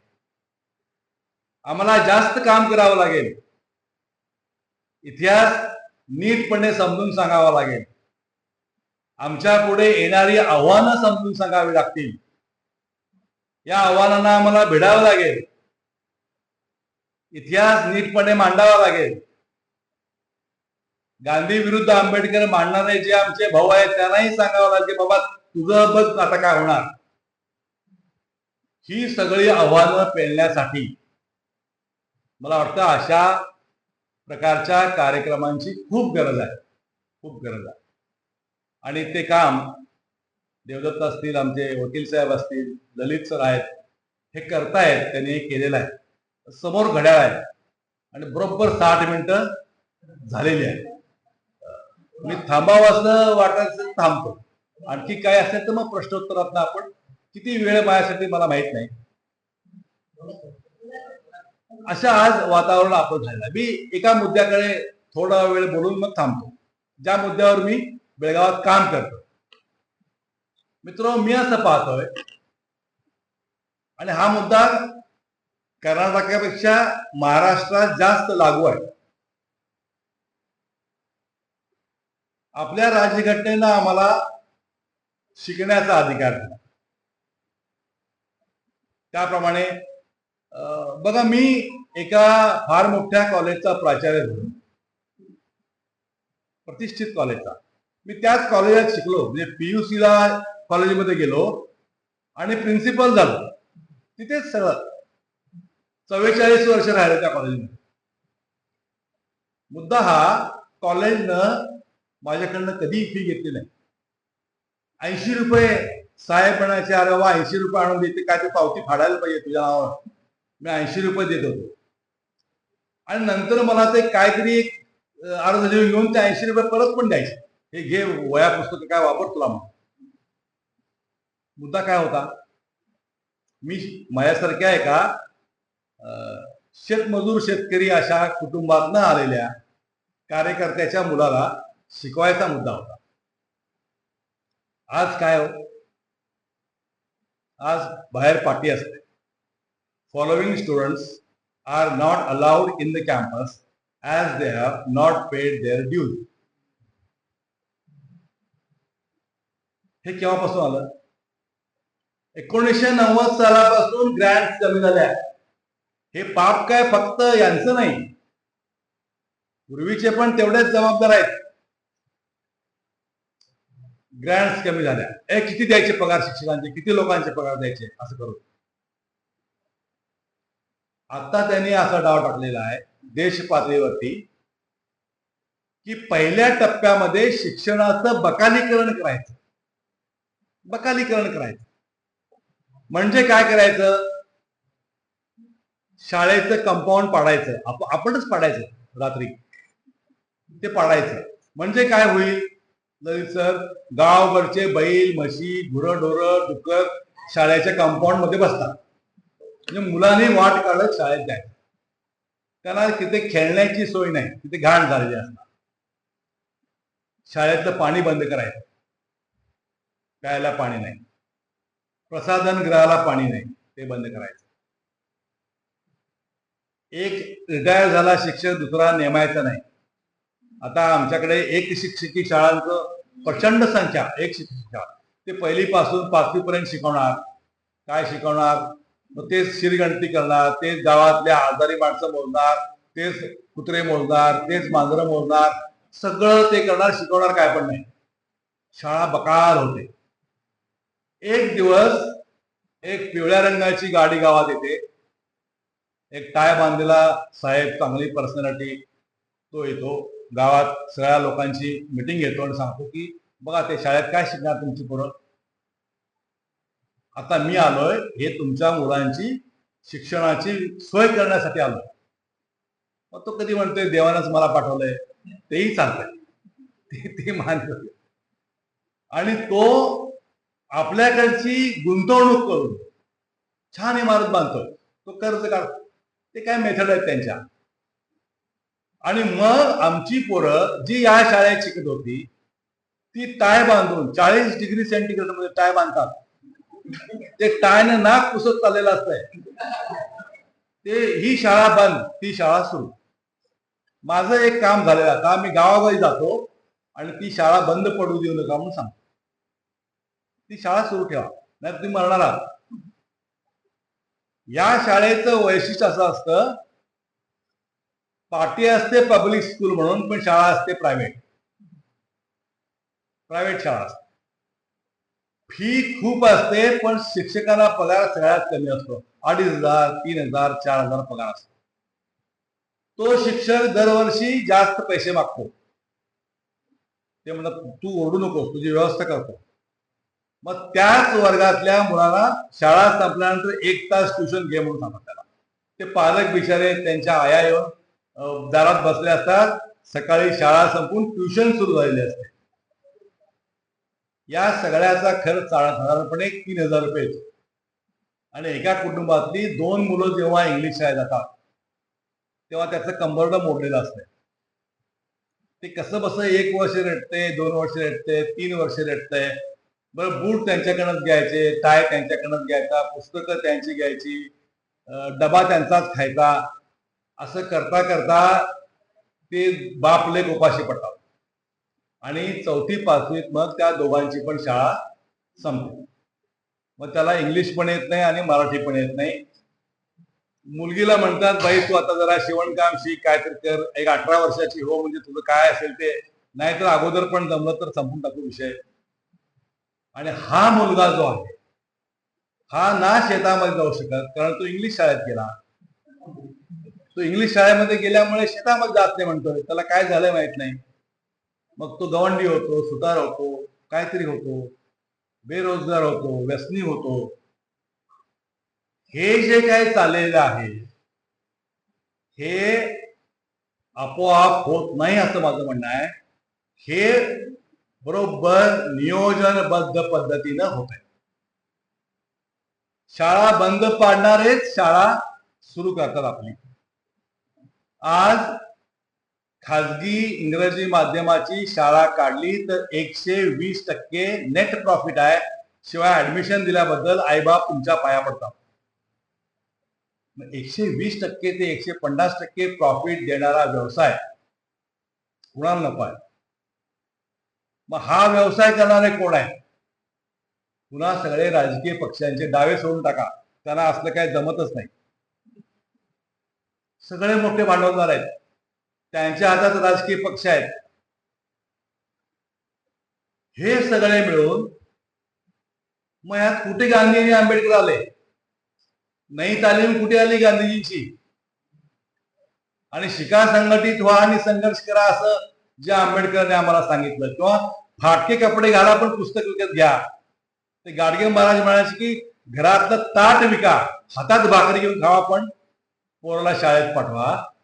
हे स्वप्न जे आम्ही बघितलं, किंवा आम्ही जेव्हा प्राथमिक शाळेत शिकत होतो तेव्हा जी पुढाऱ्यांची भाषणं आम्ही ऐकली, ते असं म्हणायचे की आम्ही असा भारत निर्माण करू की ज्या भारतामध्ये राष्ट्रपतीच्या मुलाला आणि राष्ट्रपतीच्या बागेमध्ये काम करणाऱ्या माळ्याच्या मुलाला आम्ही सारखीच शाळा देऊ. हे समाजवादाच्या दिशेनं उचललेलं पाऊल असेल. काय झालं त्याचं? आणि या जून पासून महाराष्ट्रामध्ये 62,000 शाळा बंद करतायत. 62,000 शाळा बंद करतायत. ही कुणाची पोरं आहेत? ही शेतकऱ्यांची, शेतमजुरांची मुलं आहेत, झोपडपट्टीत राहणाऱ्या कामगारांची मुलं आहेत. 2 हेतू त्यांचे आहेत. एक हेतू त्या पूर्वीच्या शाळांच्याकडे 1 एकर 2 एकर पटांगण आहे, ते पटांगण त्यांना हडप करायचं आहे. मुंबईत काय ऑफर आहे? शाळा आम्हाला द्या, 2 फ्लोअर तुमचे, 38 फ्लोअर आमचे. आता मुंबईचं बघा काय होतंय, सगळीकडे शाळा याच पद्धतीनं 2 फ्लोअर तुम्ही घ्या, नसेल तर ते आम्ही घेतो, तर टॉवर घ्या. म्हणून या सगळ्यांच्याकडे शेवटच्या माणसाला शिक्षण मिळालं पाहिजे, ते सेक्युलर असायला पाहिजे, किंवा साने गुरुजींचा खरा तो एकची धर्म म्हणणारा असायला पाहिजे. ते आता गेलं, म्हणजे जायला लागलं. आणि आम्ही जर ते गप्पच राहिलो, जाऊ दिलं, तर येत्या काळामध्ये परिस्थिती खूप गंभीर होणार. म्हणजे जसं इतर वस्तू आपण विकत घेऊ शकतो, तसं आता शिक्षण पण आम्हाला विकत घ्यावं लागेल. आणि जेव्हा ते विकत घ्यावं लागेल तेव्हा मग ज्याच्याकडे जास्त पैसे आहेत त्याला ते चांगलं मिळेल, ज्याच्याकडे पैसे नाहीत त्याला ते मिळणार नाही. हा एक भाग. दुसऱ्या एका भागाकडे मी तुमचं लक्ष वेधतो, जो गेल्या महिन्यात झाला. नीट नावाची परीक्षा असते. 12वीला आलेला जो मुलगा असतो तो घासून जीव तोडून अभ्यास करतो. मी प्रिन्सिपल असल्यामुळे मी ते बघत होतो त्या पोरांचा अभ्यास करणं. पेपर तपासताना तू कुठल्या जातीचा वगैरे आम्ही बघत नाही. या राज्यासाठी एवढ्या मेडिकलच्या सीट आहेत, त्याच्या अगेन्स्ट एवढे पास झाले तर एवढ्या लोकांना एवढ्या जागा मिळणार, हे ठरलेलं असतं. भारताच्या इतिहासामध्ये पहिल्यांदा असं घडलं जम्मूमध्ये माता वैष्णव देवी मेडिकल युनिव्हर्सिटी आहे. त्या युनिव्हर्सिटीमध्ये मेडिकल कॉलेजच्या 50 जागा आहेत. त्या जम्मू मधल्या मुलांनी नीटची परीक्षा दिली आणि त्या परीक्षेमध्ये जे उत्तीर्ण झाले, ज्यांची नावं लागली पहिली 50, त्याच्यामध्ये 42 मुलं ही मुसलमान समाजामधली होती. याच्यात गैर काही नाही, तिकडे जास्त संख्येनं ते लोक आहेत ना. झाले पास झाली असतील. मुसलमान लोकांचा एवढ्या मोठ्या संख्येने डॉक्टर होतात म्हटल्यानंतर युनिव्हर्सिटीज बंद केली. आरडाओरडा झाल्यानंतर त्यांनी वेगळी करणं सांगितलं. पण पहिल्या झटक्यात काय झालं, नाही बंद. ते 2 आंदोलनं झाली. विद्यार्थी म्हणाले की असं कसं शिकतात, अरे असं कसं शिकतात म्हणजे ती माणसं नाही.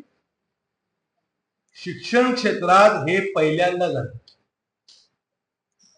म्हणजे काय, मला जो विषय दिला त्यात वर्तमान काय, आपलं काय वर्तमान आहे. आता ज्यांनी रात्र जागून अभ्यास केला आणि डॉक्टर होण्याचं स्वप्न बघितलं, मेरिटमध्ये सीट मिळवली, त्यांना काय धक्का बसला असेल. आणि केवळ माझा धर्म अमुक अमुक म्हणून मी या देशामध्ये डॉक्टर होऊ शकत नाही, हे कसं काय त्या मुलाला सहन करायचं. आणि मग तो त्याचं रूपांतर कशामध्ये होईल, रागामध्ये होईल की नाही.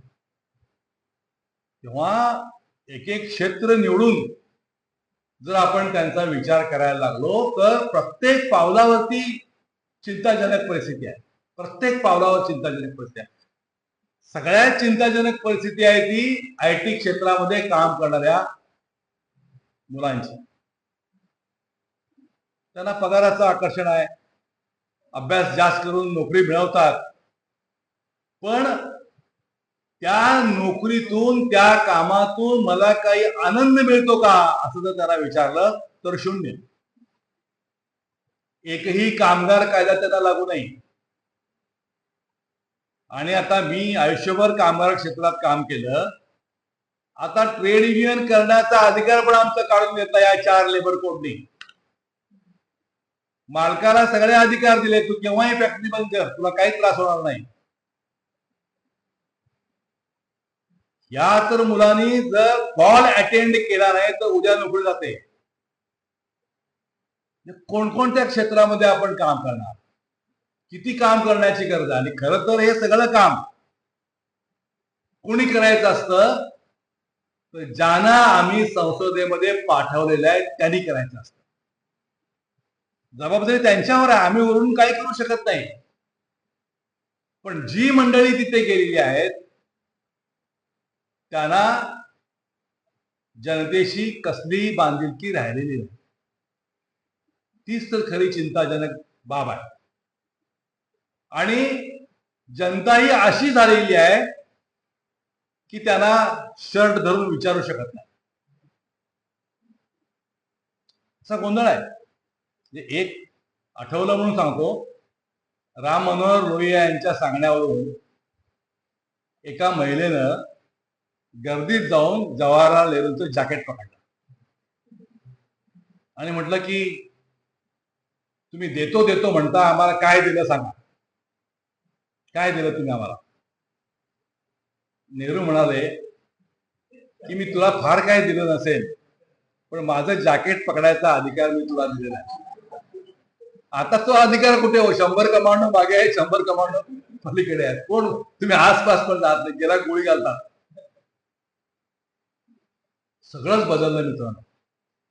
आणि झपाट्यानं बदलतंय, झपाट्यानं बदलतंय. तेव्हा आपण जे समविचारी लोक आहोत त्या सगळ्यांनी आपापसातले किरकोळ मतभेद विसरून या फॅसिझम येऊ घातलेल्या, संभाव्य चिन्ह आहेत, येऊ घातलेल्या फॅसिझमच्या विरोधात एक मोठी आघाडी, गांधीवादी, लोहियावादी, नेहरूवादी, मार्क्सवादी, जे कोणी फॅसिझमच्या विरोधात उभे राहतो म्हणतात, त्यांनी एक जबरदस्त वैचारिक पातळीवरती त्याचबरोबर गाव पातळीवरती आघाडी उघडून या सगळ्याचा मुकाबला करण्याची नितांत गरज आहे असं मला वाटतंय. त्या दृष्टीने विचार करता अशा शिबिरांची, अशा जागराची नितांत गरज आहे आणि ते महत्वपूर्ण काम नागपेठ सेवांगणानं केलेलं आहे. एवढंच मी या ठिकाणी सांगतो. जास्त बोललो, दीड वगैरे 1.25 तास झाला. शिक्षक असल्यामुळे आता जरा होतं, पण मी 36 वर्ष प्रामाणिकपणे शिकवलं. काय म्हणजे आनंद घेतला. म्हणजे माझा विषय भूगर्भशास्त्र आहे. खाणीवरती मला नोकरी मिळत होती, पण शिक्षक व्हायचं म्हणून शिक्षक झालो. खूप आनंद वाटला. वर्गात जेवढी शांतता नसायची तेवढी आज अनुभव आली. मला फार बरं वाटतं शिक्षक असल्याचा, आणि तुम्ही जो प्रतिसाद दिला त्याबद्दल मनापासून आभार मानतो. आणि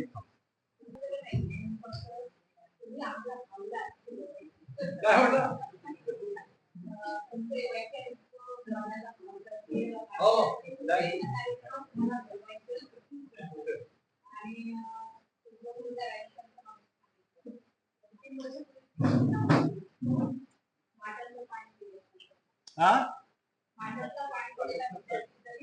दलित विद्यार्थी ते खूप गाजलं प्रकरण ते. होय होय, तो त्या शिक्षकांना अटक झाली, पण ते नंतर काय होतं की आम्ही फॉलोअप ठेवत नाही, ते लांब असतं. जामीन मिळतो, जामीन सहज मिळतो. आले त्याला मिळतो झालं. काय ते वाढले, मी मांडले. थँक्यू.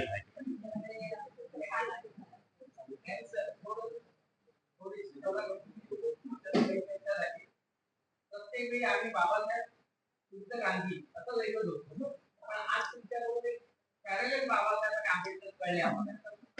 नाही, ती चुकच झालेली आहे. म्हणजे काय करतात आमचे दलित पुढारी, ते पुणे कराराचा एक संदर्भ घेऊन बाबासाहेबांचा गांधींनी घात, तसं नाही आहे ते. त्याचं सगळं स्पष्टीकरण रावसाहेब कसब्यांनी सविस्तरपणे दिलेलं आहे. ती आम्ही सगळेच आंबेडकरवादी किंवा आम्ही काय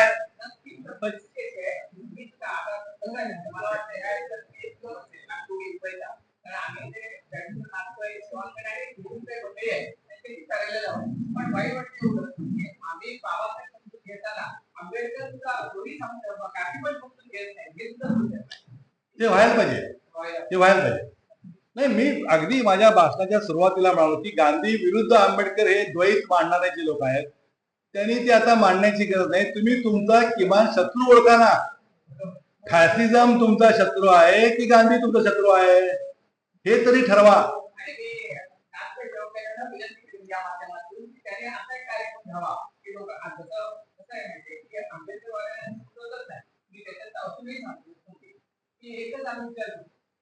गांधी आणि आंबेडकर एकत्र चालत नाही, अशी एक भावना आहे.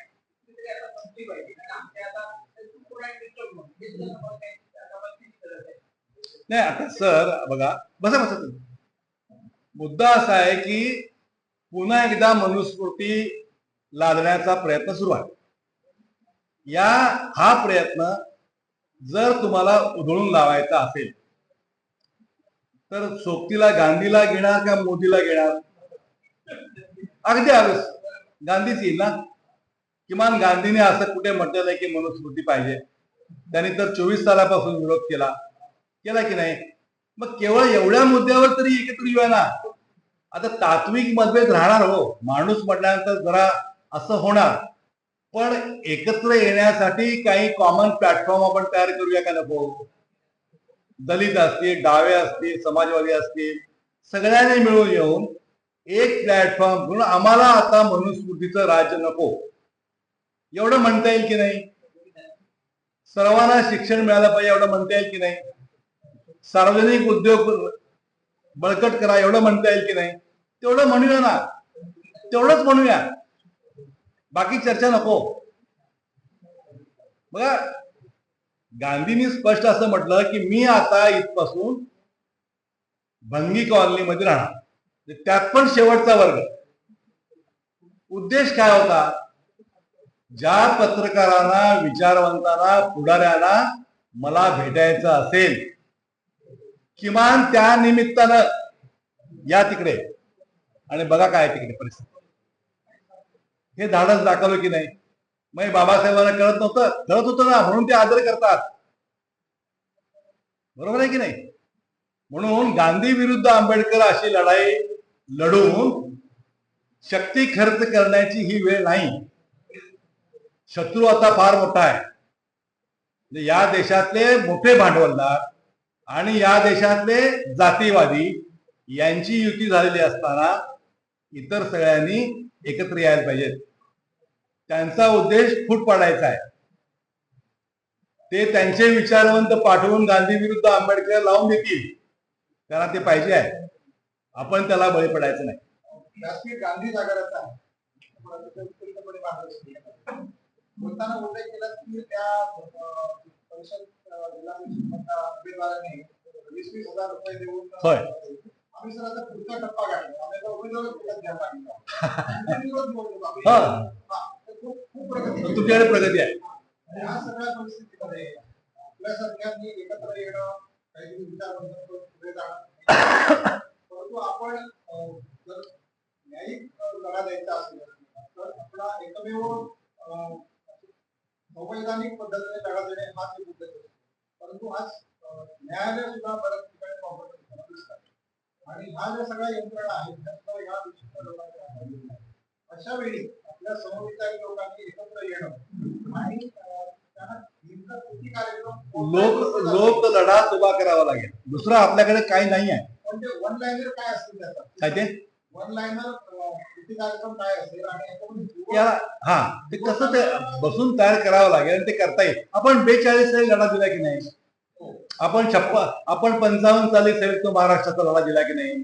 आपण गोवा मुक्ती आंदोलन केलं की नाही? मग एवढी मोठी पार्श्वभूमी आम्हाला आहे.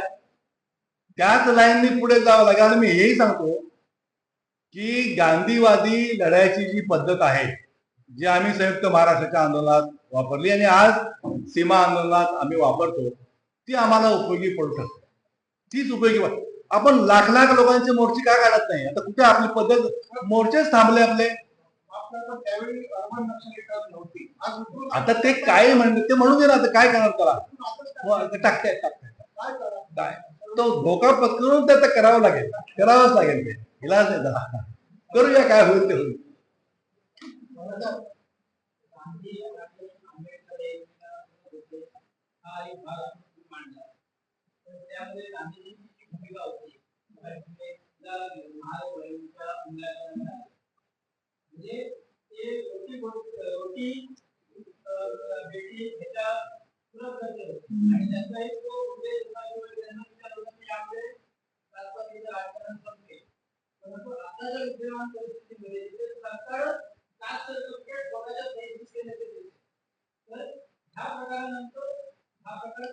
नाही, आता एखादी व्यक्ती कोणत्या जातीमध्ये जन्माला आलेली आहे, त्याचं सर्टिफिकेट देण्यात काय शासकीय पातळीवरती काय मुद्दा नाही आहे.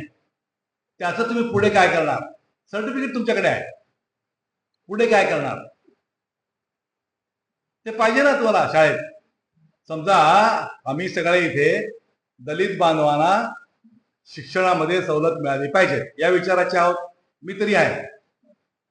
मग एखादा दलित मुलगा माझ्या प्राचार्याच्या केबिन मध्ये आला आणि सांगितलं की मी दलित आहे सर, माझी फी माफ करा. मला सर्टिफिकेट बघावंच लागेल ना. मी बघितल्याशिवाय त्याला माफ कसं करू?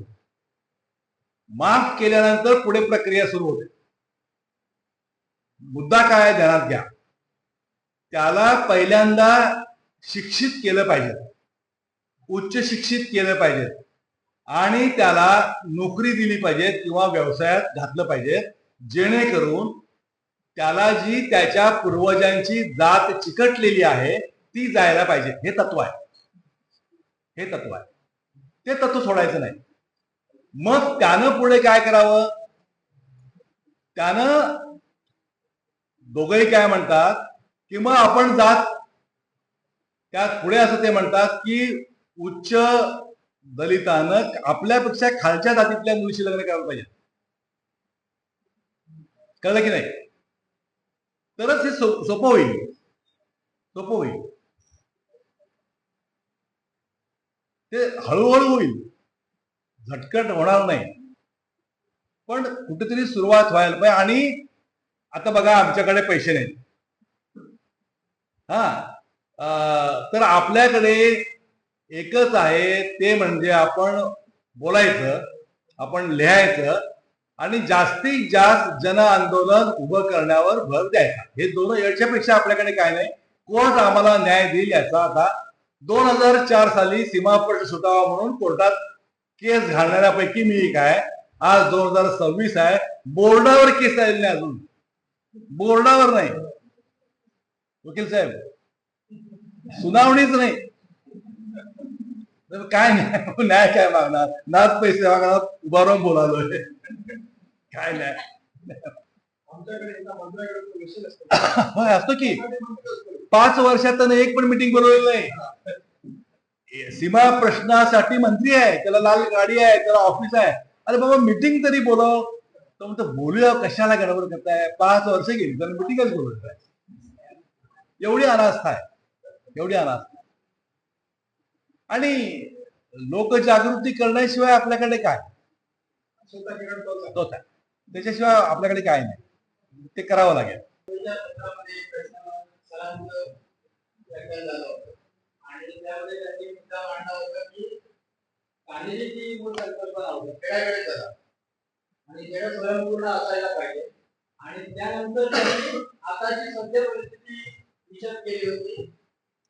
त्याचं एक उदाहरण असं आहे की त्याने म्हटलं होतं, शेतमालाचं किंमत ठरवावी याचं स्वातंत्र्य शेतकऱ्याला नाही, परंतु त्याच्यासाठी लागणारा खत तयार करणारा जो आहे त्याने त्या खताची किंमत किती आणि कधी तयार करावं, किती किमतीला विकावं याचा अधिकार त्याचा आहे, त्याच्यावर नफा किती कमावा. पण शेतकऱ्याने आपला माल किती किमतीला विकावं याच्यावर त्याचं बंधन आहे. त्यामुळे मुळात गांधीजींनी मांडलेली स्वयंपूर्ण खेड्याची संकल्पना मोठी काय असं वाटत होतं.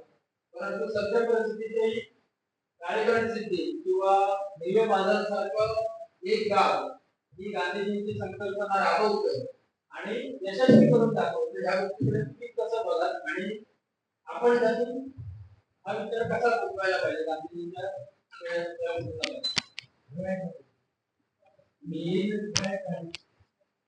मी जो समारोह केला होता समारोहामध्ये बाबासाहेबांचे दोन ठिकाणच्या भूमिका की संविधानात काय आहे काय नाही याचा अनुषंगाने तुम्ही अस्वस्थ होऊ नका. आपण जर लोकांच्या सोबत काम करत असू तर मग आपल्याला फार काळजी करण्याचं कारण नाही असं गांधीजी आणि बाबासाहेबांचं संविधान सभेतला की संविधान न्यायालयाच्या किंवा संसदेच्या भरोशावरती सगळे प्रश्न सुटणार नाही याचं महत्व आहेच आहे. बाबासाहेबांनी माहित होतं, पण केवळ न्यायालयाच्या किंवा संसदेच्या भरोशावर सगळे प्रश्न सुटणार नाही. पण लोकांचा सामूहिक सत्सद विवेक हा संविधानिक मूल्यांचा पक्ष असला याच्या अनुषंगाने त्यांनी पुढचा असा प्रश्न विचारला. त्याचे मी जे काही मुद्दे म्हणत होतो त्यातला खरा भाग असा आहे की ज्या पद्धतीची रचना आपण स्वीकारली, हा थोडा वेगळा मुद्दा आहे, जरा शांतपणे ऐका की सरकारचं जे बजेट आहे आणि सरकारची जी तिजोरी याच्यावरचा आपला हक्क आपण कुठल्याही परिस्थितीत सोडता कामा नये. सरकारी तिजोरीतून शिक्षणावर किती खर्च व्हावा, आरोग्य सुविधांच्यावर किती खर्च व्हावा, सरकारच्या तिजोरीचा प्राधान्यक्रम काय असावा हा हक्क आपण सोडता कामा नयेच. परंतु सरकार ही एक यंत्रणा आहे, या यंत्रणेच्या कब्जामध्ये लोकजीवन किती द्यायचं याचा पण विचार करण्याची आहे. त्यामुळे सरकारला मध्ये न होता सुद्धा गैरसमज नको म्हणून रिपीट करतो की सरकारच्या तिजोरीवरचा हक्क सोडायचा नाही, पण सरकारला मध्ये न होता सुद्धा लोकशक्ती काय करू शकते याची सगळी जी रूपरेखा होती, जी काही जाती प्रथेनं ग्रस्त गावाच्या मध्ये सुद्धा लोक सहकार्याने सुद्धा प्रश्नांचा जो सगळा इतिहास आहे ते आपण सगळं विसरून गेलो.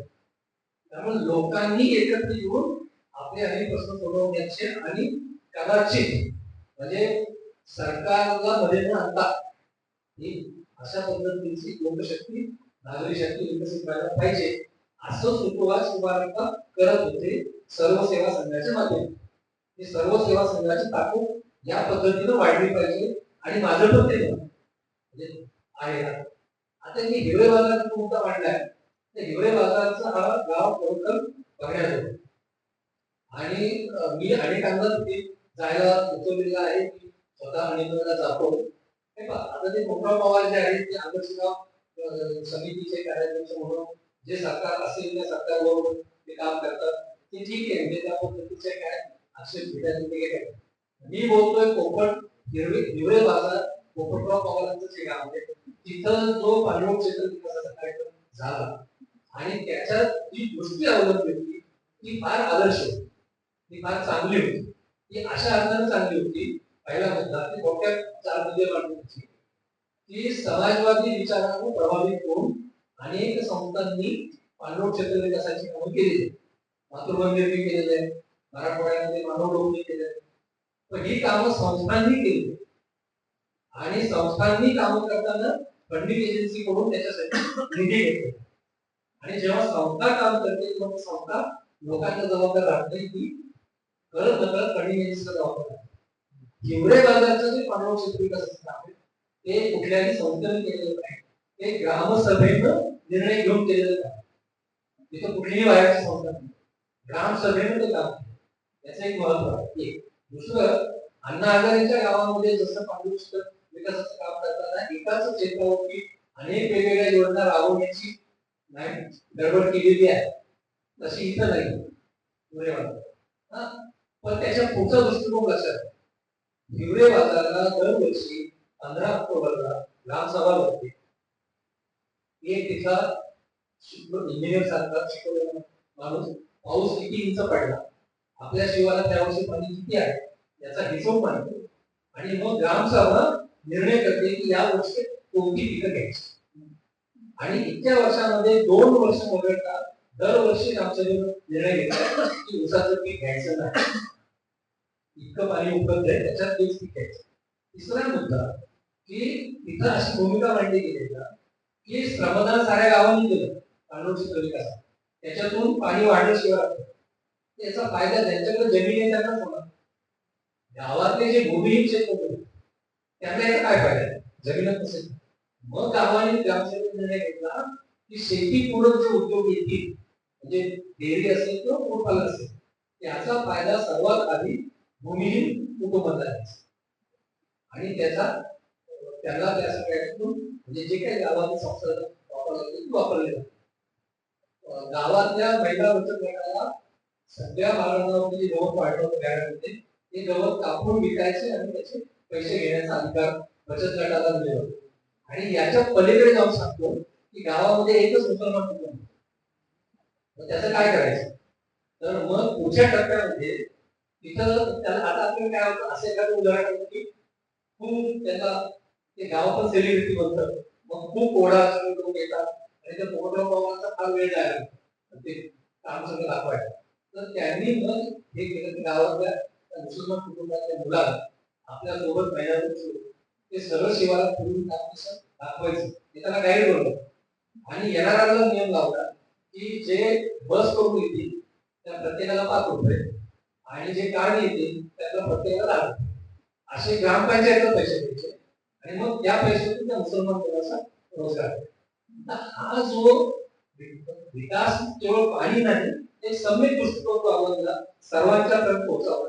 आता ह्याच्यातलं परिणाम सांगतो.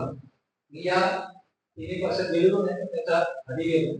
पहिल्यांदा त्या गावाला त्या कुटुंबांना रोजगारासाठी बाहेर जावं लागायचं, ते थांबलं पहिल्या टप्प्यात. दुसऱ्या टप्प्यामध्ये जे पूर्वी कधीतरी गाव सोडून गेले होते त्यांना पुन्हा गावात रोजगार उपलब्ध झाला, त्यांना पुन्हा गावात आणलं. आणि तिसऱ्या टप्प्यामध्ये त्यांचं शेतातले कामं गावातल्या लोकांच्याकडून होत नव्हती तेव्हा, आणि हे कोणत्या काळात सांगतो, राजकारणी लोक आता नाही, पूर्वी जे उत्तर भारतीयांचे लोक हिंसक आंदोलन करत होते त्या काळामध्ये त्या गावानं उत्तर भारतातले मजूर बोलवून घेऊन गावामध्ये शिकत इथं इतकं गाव आहे ना की त्याला आता मदत मिळते. तर मला असं वाटतं की ह्याच्यातला मुद्दा एवढाच आहे, त्याच्यातही आणखी चांगलं करता येईल तुम्हाला, पण गावानं करणं याचा एखादी संस्था तिथे येऊन करते त्याच्यापेक्षा गावानं स्वतःहून करणं हे खूप महत्वाचं एक उदाहरण आहे. आणि तशा पद्धतीनं लोकशक्तीनं आपल्या हस्तक्षेपाच्या जागा शोधल्या पाहिजे. सरकारला पूर्ण आपल्या जीवनातली सगळी क्षेत्र सरकारच्या कब्जामध्ये देणं लोकांनी थांबवलं पाहिजे आणि सरकारला कुठेही योजना हातात लोकशक्ती काय काय करू शकते त्याची पर्याय शोधले पाहिजे.